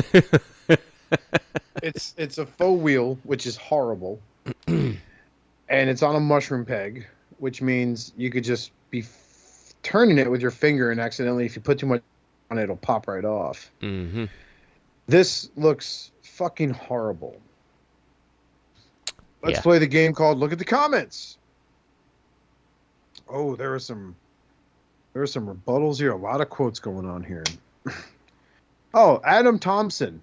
That's a hard name to read. Shout out to Adam Thompson, who used a regular name on the TFW boards. Sorry, but to me, this looks awful. Hard pass. I'm afraid on the... I guess he typed too fast. I'm afraid on this one. They've done great with their legacy line so far, and it seems like they have moved their attention into the Studio Series figures on this line and none into the deluxe line. Okay, that made no sense, but learn to type.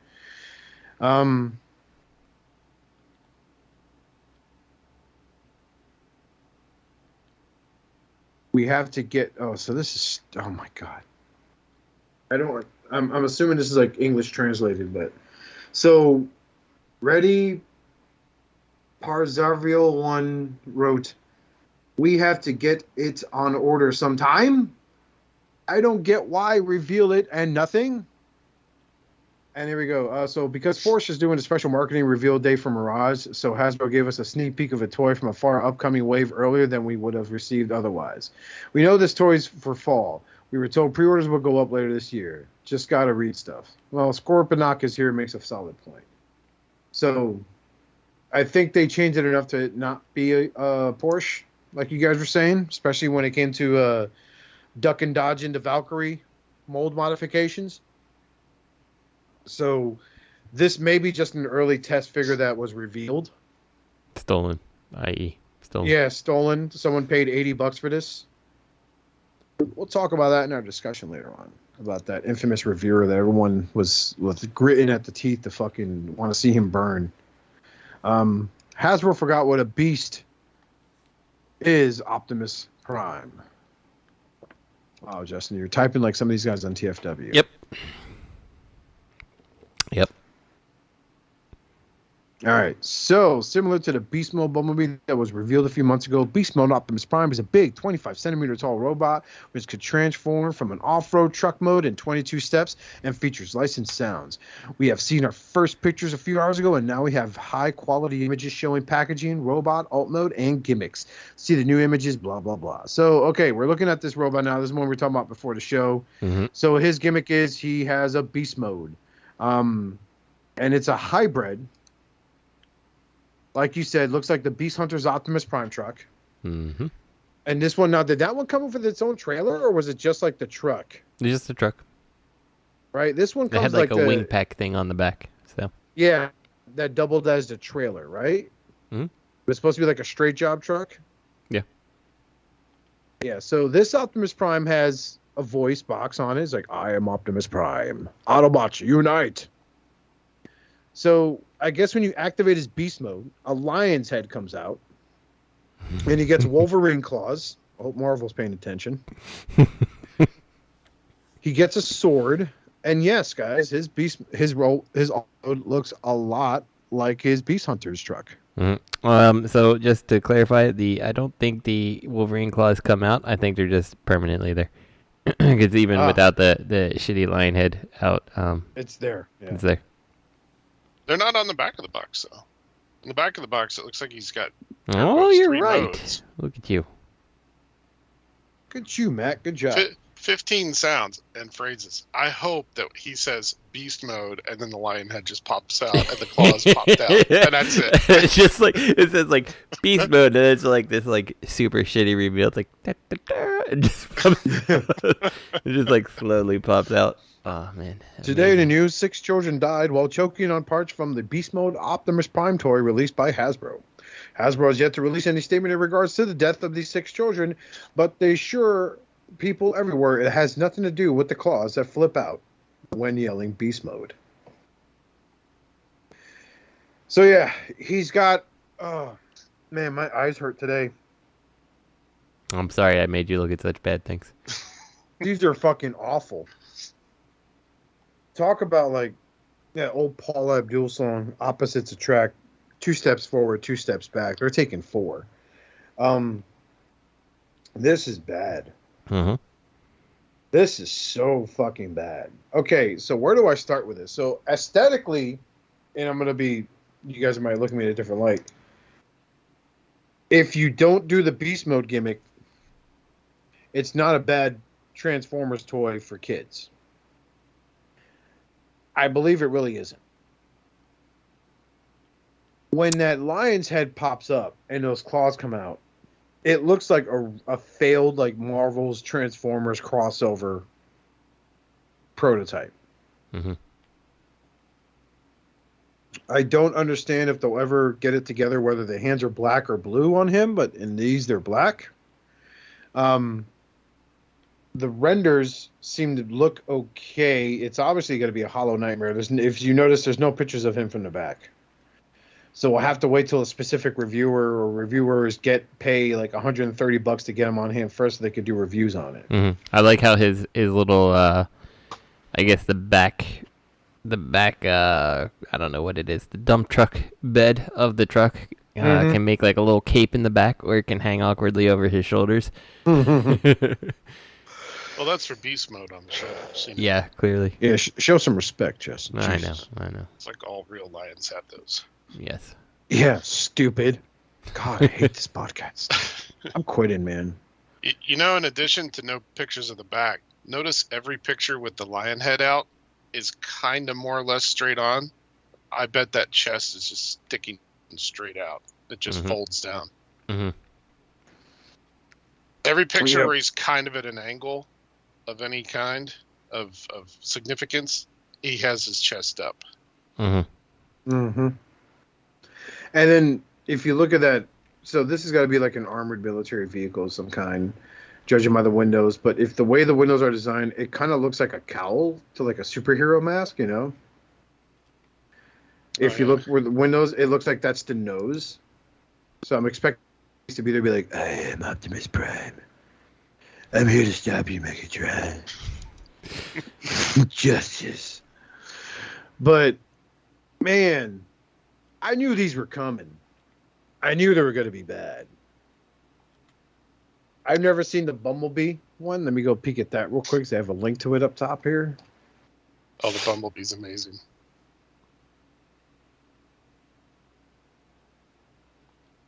Oh, that's horrible. That is gross. That looks like a fucking... It's like that scene in Aliens with the chest burster. Oof. Wow. Hey, he's got claws too. Wow, look at that. Yep. You know, I agree that this Optimus, if you take the beast stuff off of him, not bad. Kind of harkens back to Transformers Prime, Beast Hunters Prime, and not a bad looking Optimus in more or less in general is like a mainline toy. Not something I would get, but you know what I mean? I agree, Oscar, on that. Good job being a Hasbro apologist in match, please. All right, well, on to something a little cleaner. Flametoys model kit, Lio Convoy. Finally, it's like the Masterpiece Prime that I got from you, except without trying to fake a line mode into it. That's one fucked up line mode on this thing too. But all right, so they have a production sample of the Flametoys Fury Action Lio Prime. This is a fully assembled action figure, not to be confused with the previous release Fury model Lio Prime, which is an easy to assemble model kit. Fury Action Lio Prime features premium finishing, 60 articulation points, a posable cape. So this is is this the Cootie Curry? I'm not sure which one. I always have a hard time remembering which one is which. Which of their lines? To be honest with you, there's too many Flametoys lines. I know there's the model kit, then there's the pre-built model kits, and then there's the good ones. Looks like he has a cloth cape. Yeah, this is a posable cape. There's a wire in it. Customizers will use it to put on a Superman figure. I don't recall him having a cape in the show at all. But I think it helps with the dynamic posing. This has got to be the model. This has got to be like the Cootie Katakuri. I'm sorry. Kudo Katakuri. This is in it, though. According to one person here, Mind Vipe, or two V's, Vipe. It's like, one guy wrote, I'm sorry, this is Omega Claw. He wrote, Kuro Katakuri is its own thing with figures in the $400 to $500 price range with lights and spikes low. This is just a pre-assembled model kit with extra paint. Okay, so it's like, remember when they did the thing with the regular Optimus Prime, the IDW Prime, Justin? Where they charge people $60 to get a pre-assembled model, except this one comes with extra shit. So it's basically like an SH figure art with accessories. Yep. It looks great. It looks better than the Hasbro. It looks better than the MP Convoy. Yep.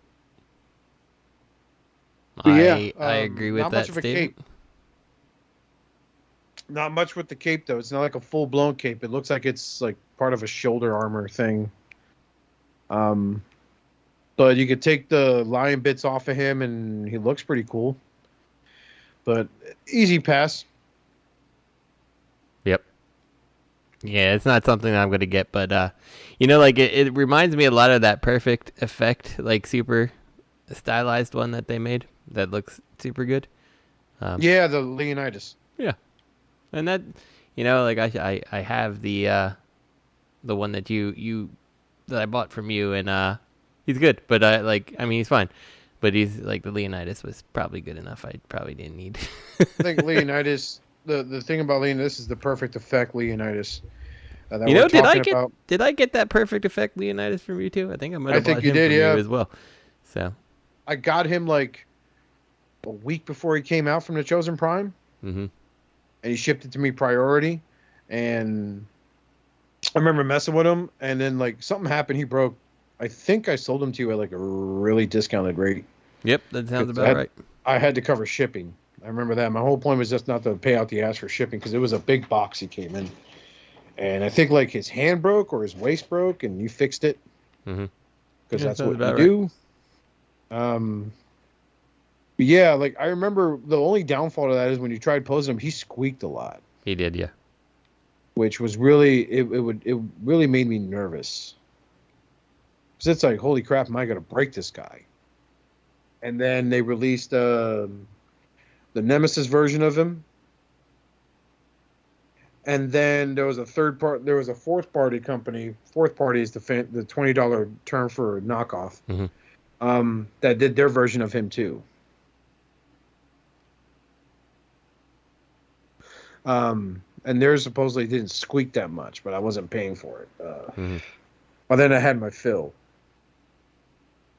But it was a great looking figure. Like it was a good blend of like Gundam. It really was, yeah.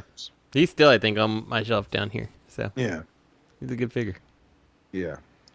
So speaking of good figures, looks like we get the blessing of a Threezero Deluxe Arcee from the Bumblebee movie of 2018 in 2023. Yep. Rich, 3-0, knocking it out of the park again. What word are we hearing from you on this one? All pre-ordered, 100%. Oh yeah, hell yeah, man. I mean, it looks fine for what it is, If it you're does. 3-0, I think that this is probably going to be a good toy, I mean, yeah, probably not much more to say about it than that. It looks fine. Don't try to scale it with your other deluxe class figures. This girl's going to be 8 inches tall, so she's going to be fucking gargantuan compared to a Hasbro deluxe. It'll probably scale well with like your MMCs and shit like that. Yeah, where they're combiner figures. But this is, Threezeros has a pretty good reputation when it comes to their DLX lines. It's a very interesting take, especially I like the fact that RC is getting attention, and it's a trend I noticed with collecting over the last like 5 years. Characters that got very limited or barely any releases are now starting to kind of flood the collector markets a bit. Like, I think it started with Galvatron. Remember, we barely had a Galvatron done by anyone, and then they just came in out of the fucking woodwork. It started with Titans Returns, and then third-party companies were doing their version of G1 Galvatron and all that shit. So I'm glad that RC's getting some love and attention, being the first female gendered Transformer. Having a lot of memorable moments in not just the animated film, but also season 3, until the Japanese took her and made her, oh, RC-san, go make us sandwiches. Oh, okay, nesu. It's but right too, yeah. Tell me I'm wrong. You're not. You're not. She wasn't exactly a fucking warrior in Japan. She was more like, hey, this guy needs first aid. Oh, to the Magnus-kun, I do it. By first aid, it was a very pixelated experience. That's all I'm gonna say. Yeah, it's. I think it's great that she's finally getting some attention. I'm glad that there's a lot of her coming out. The other day, what did I see? I saw a Studio Series RC figure, which didn't look any different to me to her Kingdom predecessor or her Earthrise predecessor. I think they all look the same to me. But then, of course, like guys like Dr. Wu, New Age, MMC was the first to kind of give her a little bit of love by doing all those remolds and retools, remember? Mm-hmm. Of the RC mold. They did like a Alita 1 and all that other shit. So yeah, I'm glad she's getting the attention, especially the Threezero treatment where she looks very screen accurate. I don't think an alt mode is necessary for this line because they do such a great job in the detail. I understand there's an issue with some of their figures. We could ask Robert about that next time. Yeah. All in extreme detail. We'll get the more 411. I know you have a Threezero Prime he gave you. Mm-hmm. I think this is like, and the thing about these, like this RC is like, I do think that having her not transform is like, this is perfect for her, right? Like you can get the aesthetics of her down better when you don't have to worry about the transformation. So like, it's part of the reason I think this works best. So yeah, I think it'll be good. I think it'll be fun. So yeah, it's pretty good. So that basically covers all the news we did today. My eyes hurt. Yeah, there was a lot of Hasbro garbage there. Yeah, there really was. So the point of tonight's discussion we mentioned earlier, because we saw that Mirage, I forgot the name and I don't want to mention the reviewer's name, but he's a reviewer who was basically cornering the market on Hasbro releases in the main line. People were kind of gritting their teeth because he's getting his shit earlier compared to a lot of American reviewers that are very popular. Rich, do you know what we're talking about? I do. Pretty certain I know exactly who. I won't say, but yes. So then, of course, more information got leaked as to the person he deals with that gets these factory samples and how much he ends up paying for them, if it's true. Like, I don't know. The thing is, from smartphones to laptops to desktops, you could really forge a lot of bullshit. You could forge a Facebook message conversation. Of course. You know what I mean? So it's like you have to take it with a grain of salt unless you really know the person posting it. But supposedly the guy paid like $70 for a deluxe, $100 for a Voyager, right? And then like $150 for a leader class figure to get them early and make the reviews and then get the views and then rake in the ads. Mm-hmm. The monetization on those videos. And the thing is, like, one part of you is like really pissed because he's getting these shit so early.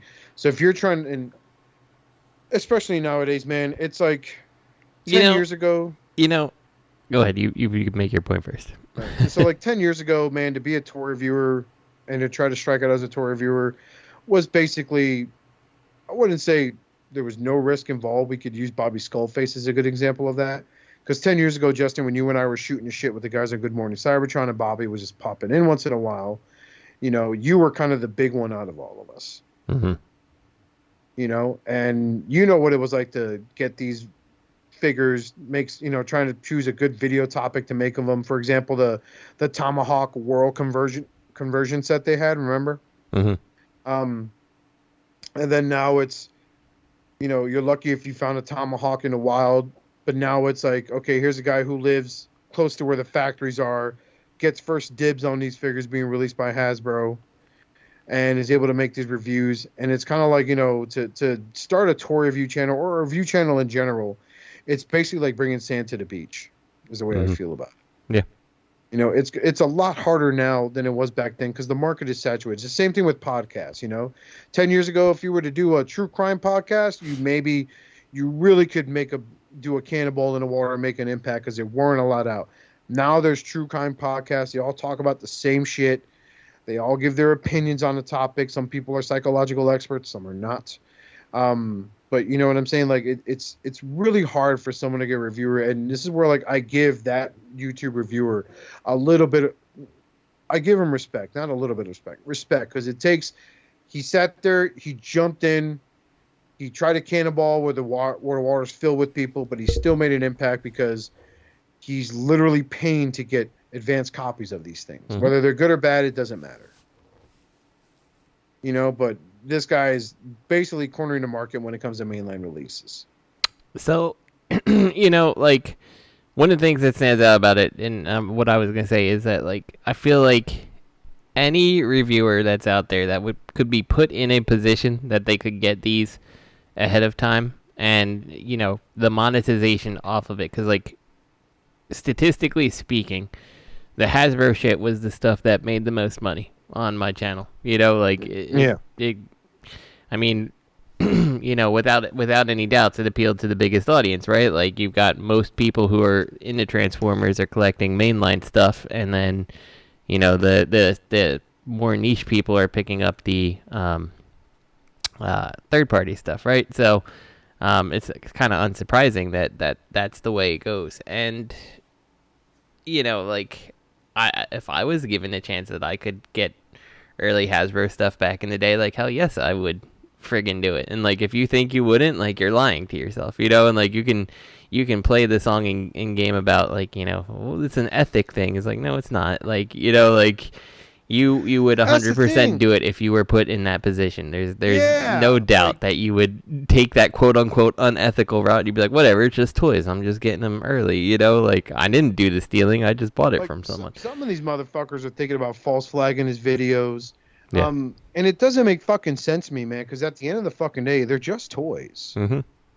Like, yeah. I'm sorry, did you sit there and no one told, and it's not a knock against anyone else that is against this guy, but no one put a gun to your head and said, okay, now you need to be a toy reviewer on YouTube. Yeah, exactly. You know, like, I watched a bunch of this guy's videos. Last episode when Justin and I talked about the upgrade kit for the Hasbro Menasor, his videos were the one I watched on it. Yeah. You know, and and this was not a Hasbro release, but I was watching his video. He doesn't do a bad fucking job, man. It's just he's got an opportunity where he's able to fucking pick shit up a month or two before it comes out. So he has an established blueprint on how this figure looks, how it feels, how it scales, to help people make that decision if they're going to jump in on a pre-order or not. But those that, you know, it's a saying I do, especially when, you know, I draw in my spare time. And again, I get like, you know, the, oh my God, that looks really cool comment. And then I get the person that sits there and thinks they could sit there and critique the shit about body proportions, muscle textures, but they can't draw, but they'll critique the shit out of it. And it comes to an old saying, I say, those that can't do will criticize. Mm-hmm. Yeah.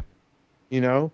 And it's like a lot of these people that are bitching, talking about false flagging their videos, they're thinking they're supporting their Optimus Prime. They think they're supporting their D-Amazing. They think they're supporting their MGO. They think they're supporting their PIA. They think they're supporting their Bolt Matrix. And respect to those guys for doing their thing, especially someone like D-Amazing, who has basically really come into a world of his own for being, first and foremost, known for being a tokusatsu fan for Kamen Rider and Power Rangers and the like, but also including the occasional Transformer review. And I watch his stuff. I've been watching a lot of his stuff lately because he does a lot of Mezco 112 stuff.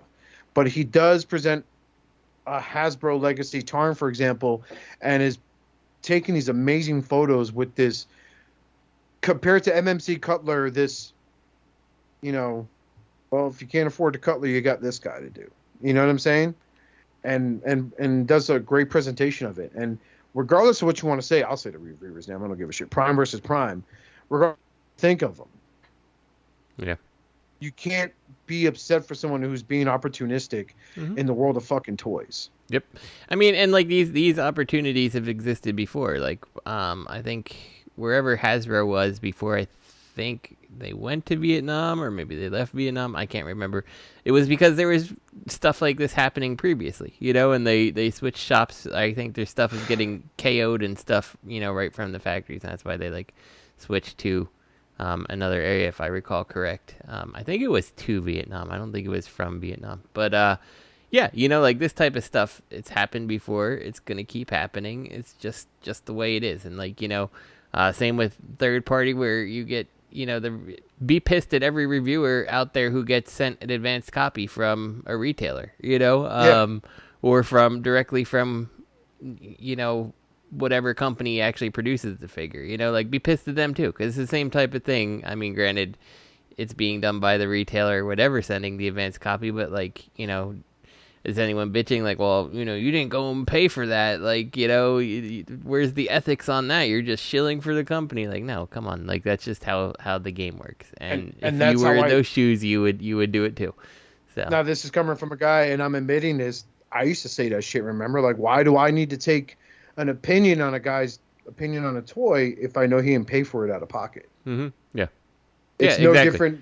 It's no different. Like, I was saying this shit mostly about Bobby stuff because he would get loaners from his fans and stuff like that. And honestly, you are, as a viewer, you are entitled to feel that way. Like, if you think someone can't be objective because they were given something for free or whatever, which legitimately is potentially a problem, that you look at things differently when you haven't spent any money on it, versus when, like I could pick up something that is, given to me for free and think much better of it than if I had to pay $150 for it. Like, probably like half the KFC shit, I'd have better things to say. Like, if someone gifted me that KFC Psycho, I may not have been so hard on it, but I spent $100. Because you didn't pay for it, yeah.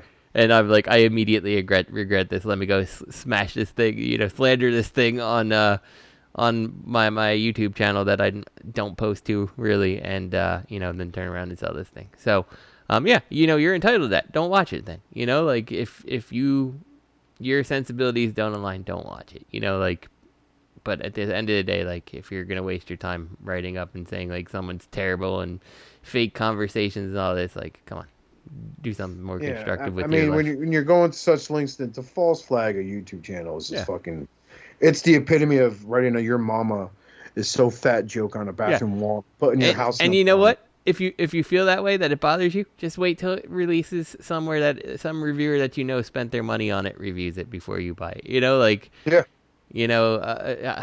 I would be so happy when I was doing YouTube videos if someone was watching my video versus someone who managed to get it a month before I was able to get it. You want to hear my opinion on it, and you don't really care about that advanced copy. So, yeah, I don't know. There's things you can do. Just shut up. Like, it's not worth it. Rich, as someone who is on the outside looking in and, and seeing this stuff evolve over the years, what's your opinion on people like Prime versus Prime that gets the stuff early? So, there have been cases where I've really liked something that was coming up, like, oh, this looks great. I want to see a review. And I'll look for reviews. And if there's an early review out there, like Prime versus Prime, I'll absolutely hop on and watch it. And I don't get mad now. I don't have any, I don't have anything in the game here. I don't review. I don't have a YouTube channel. So it's now your dog in the fight.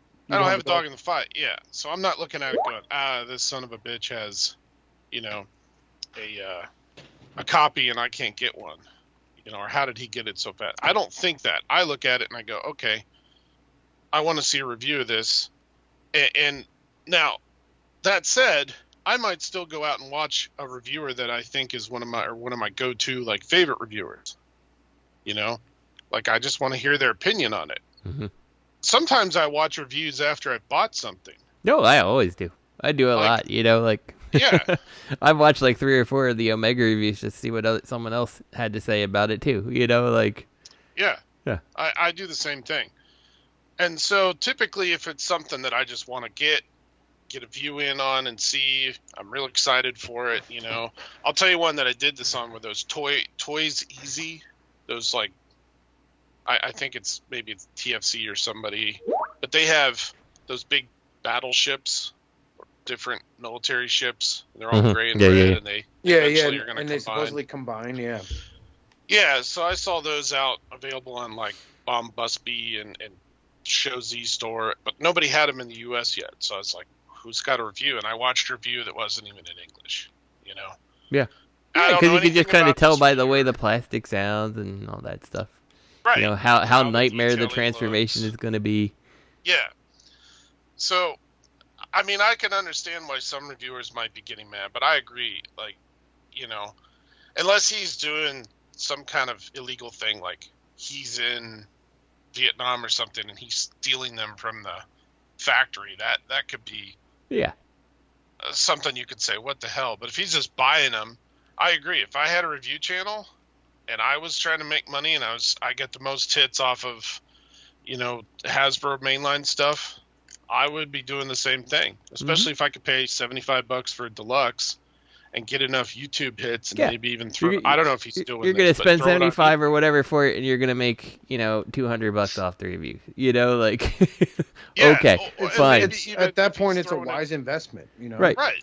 And it's just not business then. there is no Hasbro figure out there currently, at least, that I look at and like, well, I'm gonna have to really figure out how to transform this thing. Like, no, you don't. There's very little of that. So this is not Revenge of the Fallen Optimus Prime. This is Deluxes and Voyagers and stuff like that are not hard. So like the amount of time investment in these videos is tiny as well. Like, of course Right. someone would do this. And to those reviewers who are getting upset, and I'm not saying that they shouldn't be, but as just a person who watches reviews, again, no dog in the fight, I still watch my favorite reviewers. I watch Bobby Skullface. I used to watch, T2 when he did reviews. I wish he would do more again. Maybe someday. I watch Deluxe. I like his reviews. I like his style. I don't always agree with Bobby. I don't always agree with Matthew.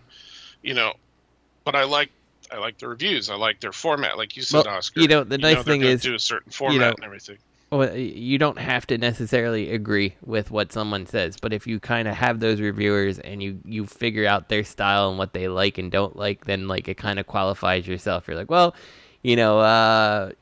Bobby tends to dislike this type of thing. It doesn't bother me. So when he dogs on that, like, it's no big deal to me. Like, of course. Right. So, yeah.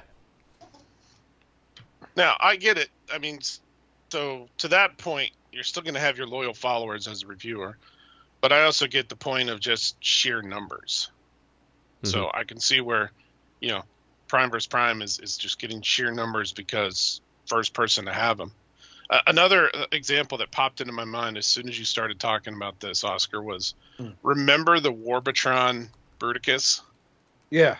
Remember Bobby did a review of somebody else's video because somebody got it real early somehow?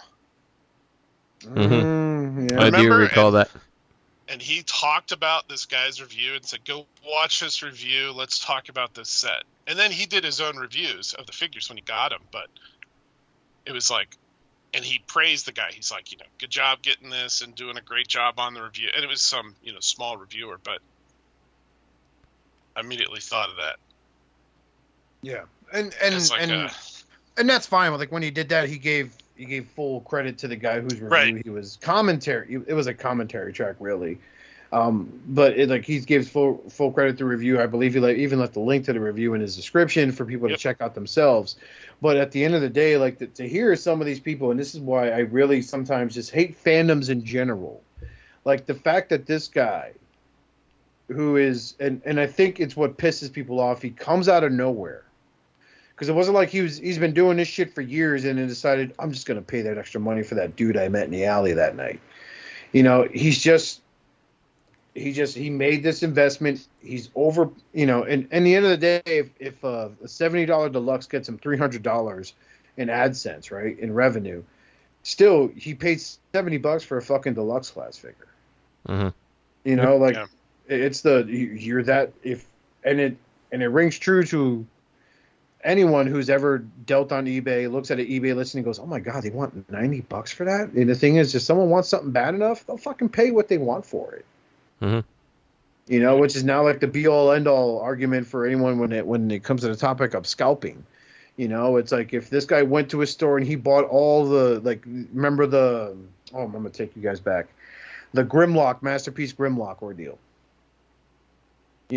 This guy went and bought the $70 Grimlocks that were priced wrong, and it was selling them for $140, flipping them to get his money back, and then to make a $70 profit on top of that. Mm-hmm. On the boards, people were like, dude, you're out of your fucking mind, and he would end up reporting people on the boards for calling him out on it. And at the end of the day, it's you can sit there and say all the mean things you want to him. A, it's not going to faze him one fucking bit. Yep. Number one. Number two, if somebody wants an MP Grimlock and doesn't feel like driving to 7 different Toys R Us in his remote area, or the only Toys R Us is 2 hours away, and yeah, you know what? They're going to pay $140 and save themselves a fucking trip. Yep. And that's all there is to it. You can't say that. You really have no counter argument. There's always, just like there's there's always going to be scalpers when it comes to the world of the toy community. There's always going to be people that wake up early. They don't have to be at work till 10, so they're going to go hang out at a fucking Walmart right when it opens at 7, unless you have one. If there's any 24-hour ones left, it doesn't matter. There's going to be pallet raiders. There's going to be people that hang on at Target at 8 a.m. when they open, just so they can peruse the shelves and pick up what they can and flip it online. If that's their side hustle, get their fucking coin. They're the ones making a sacrifice. You can't sit there and bitch to me that you're pissed and these people need to fucking suffer some grandiose freaking consequence for their action because you didn't feel like getting out of your fucking bed earlier that day. Mm-hmm. You know, I'm not defending the act of scalping, but I am sitting there trying to bring to people's understanding, like, you are losing your shit over a toy. Yes. You know, there are people like, man, this ruins my fucking day. Really? Like, that ruins your day? Why you blow a tire on the interstate? It's a lot of the attitudes I see the same behaviors in my 6-year-old, where like one thing happens, like that messed up my day. I'm like, okay, well, Well, he's 6. That's understandable. Oh yeah, exactly. He's 6, but man. That's what I'm saying. Is like you've got adults that act like 6-year-olds. It's amazing. Yeah. It's like it blows my mind that these are grown men with children of their own, families. Mm-hmm. They work full time. They're supporting their families, but that ruins their fucking day. It's not the fact that, man, my kid's still getting picked on in school. That doesn't ruin their day. It's the fact that I didn't get to Toys R Us early enough to get an MP Grimlock. That ruins my day. Like, it's all ruined. Fucking, it's ruined. Man, I wanted a Grimlock. And I'm no saint, man. I used to get pissed off about that too. As I get older, the more I realize, like, I guess the guy needed it more than I did. And then it's like, well, you know what? How about I just fucking pre-order them on the website once they come up? I get the notifications from the websites. You think you're missing it? Check your spam folder. Make sure you move them to your priority email. Like, that'll pop up then too. And then pre-order them that way. Save yourself the fucking headache. Like, I don't have time to go to fucking Walmart every day after work or before work. I have time to go there when I go grocery shopping, and that's how. And I get lucky, just like I got lucky for Justin the other day when I went grocery shopping and Target's on the way to Walmart. Yeah. But for real, that I'm being serious though. Like, I got lucky. I went in there. I was like, oh, they don't have shit here. Oh, hey, a Bumblebee Origins Jazz. I'll pick this up for them. Picked it up. Okay. I had to go back there to get a a new filter for my vacuum. Go back there. Now there's a whole case laying out. It's just the way it is. And seeing people get up in arms and worked up about, like, what does that solve, man? Like, why do you want to fault it? So here's what happens if anyone's not handy on YouTube. When you false flag an account on YouTube, you bring that account under review with the people at YouTube. Okay? That account gets viewed at, if they feel that there's something actually wrong with that video, if it violates any of their the community guidelines, I believe they get a strike on the account and they lose monetization for that said video. Now, if it's viewed that it's a false flag, I believe that goes back on you as a YouTuber. Like, your account gets hit with a strike. Because it's like filing a false police report, Like, you just don't get away scot-free. I can't sit there and say Justin stole my Bumblebee Origins Jazz and then, yeah, Justin has one, but here's the receipt he had when he paid for it. Mm-hmm. Like, what the fuck? I'm wasting the cops' time, Like, so the cops are going to give me a fucking ticket for false reporting or some shit. I don't know. I'm not a lawyer. I'm not a cop either. But, it's fucking dumb and it's petty. And you're not showing how much of a grown and mature adult you are when you do shit like that. But hey, man, cool. I'm sure MGO, PIA, Bolt Matrix, The Amazing, I'm sure they're all sitting there going, yeah, I appreciate it, dog. I appreciate you looking out for me like that. Mm-hmm. They're not going to say that shit. They'll sit there, they'll roll their eyes, they'll put their face palm because, oh my God, man, like, I've interacted with this subscriber for so many years and look what he went and did. Yeah, so nice.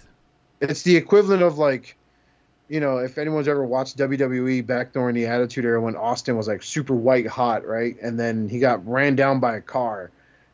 Turned out to be Rikishi. Rikishi's like, and he's telling The Rock, I did this for you.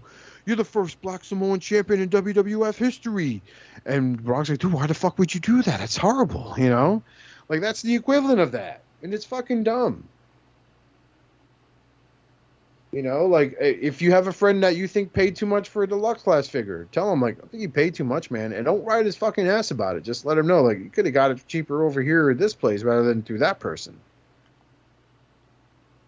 Well, that's all I have to say on that. I just figured it was a good topic to bring up because, you know, early release pictures of Mirage that we came up, and that's what made me think about that. It's like this guy had to have paid for something to get that figure, and I'm pretty sure it wasn't a cheap fucking penny. No, maybe it was stolen. We don't know. We don't know the facts, man. There's 3 sides to every story. Both parties involved in the truth. So that's all there is on that. Do we have any listener questions we could jump in on, Justin? I don't know. Let's look. Quick, Matt, tell us the story about Gator. Matt, I think he fell asleep. Oh, man. Man, me and Gator. Man. Gator. Chipotle earlier. Man, that's your pottle. Oof. Oh, man, we're running low on questions. Man, it was good. All right. Did you give any to Gator, Matt, like in a spoon, or do you hand it to him? Oh man, we eat that like Lady and the Tramp's eating spaghetti. Oh, gross! You get any caught in your beard? Does Gator paw your beard at all when you carry him? He gets it out. He licks it all out, man. You put any on your balls, Matt? Man, this is a family show, but you know, roll tide. Roll tide. All right. Well, let's see. We only have a couple questions. 2 of them are from our current guest.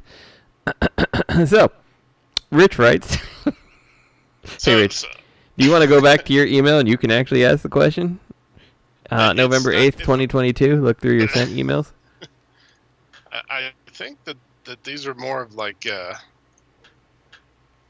if it's the long one, I think it was more of like a little discussion. Let's do it anyway. Maybe this will be our only question. Hey there, AHUcast. I can't do my best Rich impression. Regarding the MPB Stores characters, I have a theory on MPB Stores as well as a supposed MP Cliff Jumper prototype that has been circulating for over 2 years now. Yeah. That theory is that they, Takara and Hasbro, have been waiting on Transfer Autobot Warmers Rise of the Beast to be a thing. We discussed it. Rich and I discussed this, how you have the Autobot logo in the middle of Transf and Warmers. So it's Transf Autobot logo Warmers. Rise of the Beast to be a thing, and then they're going to drop the MPs and release related to the characters in that movie. This is a poignant discussion since we have seen this jazz. Mirage. For example, Mirage is in the movie as a Porsche 964, I think. I don't know. You may be right. I am not good at the numbers. Which means we were going to be getting a Porsche Mirage figure. Eventually, that could lead to an MPM movie Mirage, but that marks the deal between Hashtag and Porsche, so the MP Cliff Jumper could be a real thing that's been held under wraps thanks to Rise of the Beats being pushed back a year to 2023. MPB Stores figures could be sitting, cooking, and waiting for the same reason. Seems typical that all franchises toss out some member berries of old franchises and things just prior to the release of something big for that franchise. For example, Rescue the Universe is seeing a big resurgence on several fronts, and we've got a live-action MOTU movie coming. Did it ever come out? I don't know. War for Cybertron Kingdom have a bunch of Beast Wars characters, and a 25th anniversary of the original show were a nice lead into Rise of the Beast, except that it got pushed back a year. Personally, my fingers are crossed for more MP Beast Wars, that MP Cliff Jumper, maybe even an official MP Jazz. Having seen MPG Raiden in person, I almost hate to speak this into existence, but maybe even an MP/MPG dead end, given he was a Porsche 9-something as well. Thoughts? Also, the impromptu talk about rating or at least ordering the various TF series was cool. We got to hear a lot of Justin's list, but what about the rest of the crew? Could be fun discussion. Till all hail Unicron, Rich. So, yeah, we could double back on ranking the series. I think we should do that sometime. That'd be fun. So thoughts? Rich, what are your thoughts? Yeah, so basically I just thought, it's like they always seem to do, where they did it with the second G.I. Joe movie. Remember, they started to put toys out, and then they said, oh, no, we're going to do, like, 3D conversion or something. The studio pushed the movie back a year, and so they pulled all the toys, and then they released the toys again, and it messed up the whole toy line. And so I was thinking, well, if they're striking a deal with Porsche, and Mirage seems to be this big Bumblebee type character now, he's like the Focus Autobot or the Focus, Transformer. And they're going to make a big deal about Porsche, and Porsche is even going to do a big reveal. They actually had the trailer up first on their YouTube channel. Mm-hmm. Porsche did, around the Super Bowl. So I was thinking, well, if they're going to do a big Porsche reveal of things like that cliff jumper and maybe a Jazz and on, then it's probably going to be around this whole movie. Yeah. Just so they can tie everything together and get everybody kind of, and I think I just saw in the news too that they just re-released Beast Wars somewhere. The old series. Yes, iTunes. So iTunes, yeah. So They replaced all of Gary Chalk's dialogue with Ron Perlman. Now they can't say nothing. So I just thought, if we're gonna get more Beast Wars MPs and stuff, and probably MPM stuff, the movie masterpiece line, maybe they would hold off until this year. Yeah, I don't think you're wrong. I think that you're probably right in that regards, that is the type of thing we're going to end up seeing. Yeah, I do think so. I don't know. I hope Hasbro doesn't do a fucking dead end. I think we have enough of that going on. I mean, I failed to mention when I was grocery shopping on Friday when I had off from work, when I found that Jazz at Walmart, the wave that had Point Blank and Crankcase, and they had a shit ton of dead ends on top of the fucking shelf. Mm-hmm. Like, holy crap, that was a lot of dead ends. I almost picked one up because I like the alt mode, but I was like, nah, I'm fine. The dead end is okay, except that the things don't clip in proper. Yeah, that and the fucking feet are horrific. Mm-hmm. Kind of like that Mirage. But it's like, they'd be fools not to jump on, especially if like the movie does really good, the movie's well received by critics and audiences, because I don't know what movie companies look at anymore. Ethan Hawke went on a tirade on one video I saw on Facebook a while ago when the Black Phone came out, where he was like, the days of doing films because they're fun is over because of things like Rotten Tomatoes, because it's not like, oh, hey, I hear this is just a good movie because I think so. No, it's like, oh, yeah, well, what's the Rotten Tomato score? Is it fresh or is it like, rotten? And it kills. It helps to alter people's expectations. And the thing is, like, you have cases where they did this for the females Ghostbusters. There was accusations of review bombing on the movie to give it a really low score and not appeal to a lot of people when they look up info on that film. Me not being a Ghostbusters fan, I saw the Ghostbusters reboot with all women cast. I thought it was all right. There were a few parts that generally made me laugh. I thought Chris Hemsworth was probably like one of the saving graces of the film. Mm-hmm. And him playing the ditzy security, rather the ditzy secretary, compared to a female blonde playing a ditzy secretary, was a little refreshing. But I kind of hate the whole villain being picked whole life and this is my revenge storyline involving a paranormal just seemed to be a bit of a reach. That's just my opinion, but it's like I don't believe that film should have garnered such low scores, especially when the friends of mine like Justin are like another guy named his first name is Bill, I forget his last name, but he's a known like repairer of action figures and shit like that. Those hardcore fans had a different opinion of it. Some was like it was absolute shit, while some were like, my mom took me to see this film, and I'm glad I got to take her to see this one with her. And it was an experience. You know what I mean? So, I think we would see like an MP Cliff or maybe a Jazz, depending on how good the movie does. And if Porsche is willing to let them use the license, especially after the big reveal, and they'll say, okay, then Takara's going to start pumping out prototype jobs of Jazz. Not that I think they need it, because I own Downbeat. I like my Downbeat, but I've seen that Fans Toys jive, that's a pretty nice fucking figure too. It's very nice. You know, same thing with their cliff jumper, their parkour. That's a really nice figure, regardless of how much of a pain in the ass it is to transform. I've seen the videos. Yeah, that's something I don't want in my collection. You know, but Takara already has a cliff already in the works, so I wouldn't be surprised if there's a Jazz not that far around the corner, or Meister as they'll be called in Japan. Yeah. So I don't know. It's nothing. It's a waiting game. It's a wait and see type of stuff. We have no choice but to do so unless we have an inside guy that's willing to spill the beans. You know.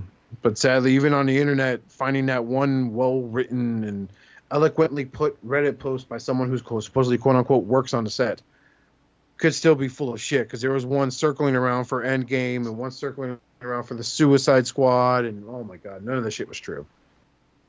Like, because supposedly, like, the big thing for Endgame was Steve Rogers was supposed to die, not Iron Man, and then Iron Man meets Charles Xavier at Steve Rogers' funeral. But that never happened at all. So, I don't know. It's all about a time will tell type of thing. And I know, I really think Takara needs to not make fucking combiners if their idea of Raiden's going to be like this is our combiner. It's like, oh, don't be proud of that. Yeah, that's my real fear, is that it'll be part of the MPM line and it'll be trash. Yeah, and like, don't be proud of that shit. That's you made some straight up garbage on that one. I don't see a lot of people saying how dope and how much better it is to Moon Studio. And even though like the general consensus is some of those guys are a nightmare to transform. But you've seen the Raiden combiner. Is it like Chug Skill? The MPM? Yeah. Yeah, it's very small. Oof. In fact, I think it's barely taller than MP Ultra Magnus combined. Yeah. Wow, they want 140 per limb. Fuck off. And he's so I got to handle the first one, MPM 1, whichever one it is. Yeah. I get their names all mixed up. I got to handle one, and it's 85% clear plastic. And it feels extremely fragile, and like you play with this a little bit and the joints are just going to be a floppy mess, and it's just going to crumble after a few years because of all the clear plastic. And that's a combiner. It's not good. So it's going to be like a lot of Energon figures with the clear plastic joints. And yeah. I was telling Justin that I have that Cybertron tank Unicron. Remember that deluxe size? From the universe? No, it was actually from the Cybertron. Yeah. And I had that thing just sitting at my desk at work, actually in a drawer. Yeah. It wasn't even in sunlight. And you know, embarrassed by it. You're like, this ugly ass. I gotta hide this thing. But I, with work from home and everything, I haven't been back to the office much from the whole pandemic. Well, I went into the office and I pulled it out. I was telling Justin, I just pulled it out and I was looking at it, and I started to try and transform him, and I noticed a bunch of the hinges just had crack lines all over him. Oof. And he's done nothing but sit. But it's that clear plastic. So, yeah. I remember, man, I liked the most, was it Energon with the shirts and pants modes that the guys had? I loved their take on Prowl, which was a Formula One racer with police side, which I cannot believe any police department would actually invest in a vehicle like that. Unless it's France. Like, we must stop them. They are too fast. Not anymore. We have a Formula One. Fuck you, criminals. Hey, they're Americans. Open fire. Oh, fuck them. Croissant. Crepes. But, you know, I like their Prowl. I like their Rodimus Prime, too. I really did. I like the idea of Rodimus Prime being a long-nosed truck that was red with yellow with orange flames on. I thought that was fucking cool as shit. But then, my God, what an ugly as fuck robot mode. Oof. Yeah, I did like that truck a lot, the Rodimus Prime. I did. I loved it. And then they had a repaint of them, too, with Prowl. It was like a black and white set, and it looked fucking dope. Oh, yeah. It was like Prowl and Checkpoint, maybe? Yeah. Yeah, I think that's the one I have. Yeah, that was a nice-looking set.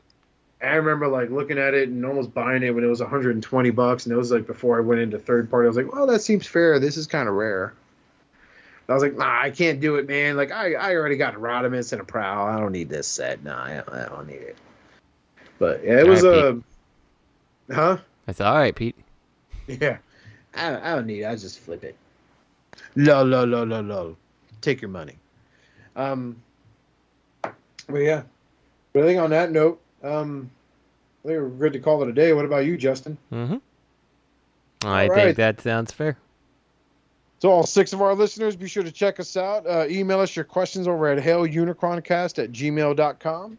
Special shout-outs to our good friend, the one, the only, the master DJ, the rock father, Mr. Dustmightz, for providing us with beats for our theme song. Check out our friends over at Realm of Collectors. We made Rich join, where he shares, begrudgingly, every pre-order link he has. And he always titles it the same way. Pre-order, use the WAF's credit card. I ain't paying for this shit. Facebook.com/groups/Realm of Collectors. To anyone who follows from Shattered Cast Uncut, we are grateful to each and every one of you for joining us on this journey. Check out Mr. Baldwin over at youtube.com/u/Deluxe Baldwin. Check him out on Facebook, on Instagram. Let's get him to 30,000 subs. That way he has to buy me something as a way of saying thank you. So that's Instagram at Deluxe Baldwin. And on behalf of me, Robert D., who's not joining us tonight because he is cross-country driving, and every member of the All Hail Unicroncast, our special guest Rich, and the Mad Professor himself, we want to thank you for listening. Be good, collect responsibly, and stay reformatted. Goodbye. Goodbye.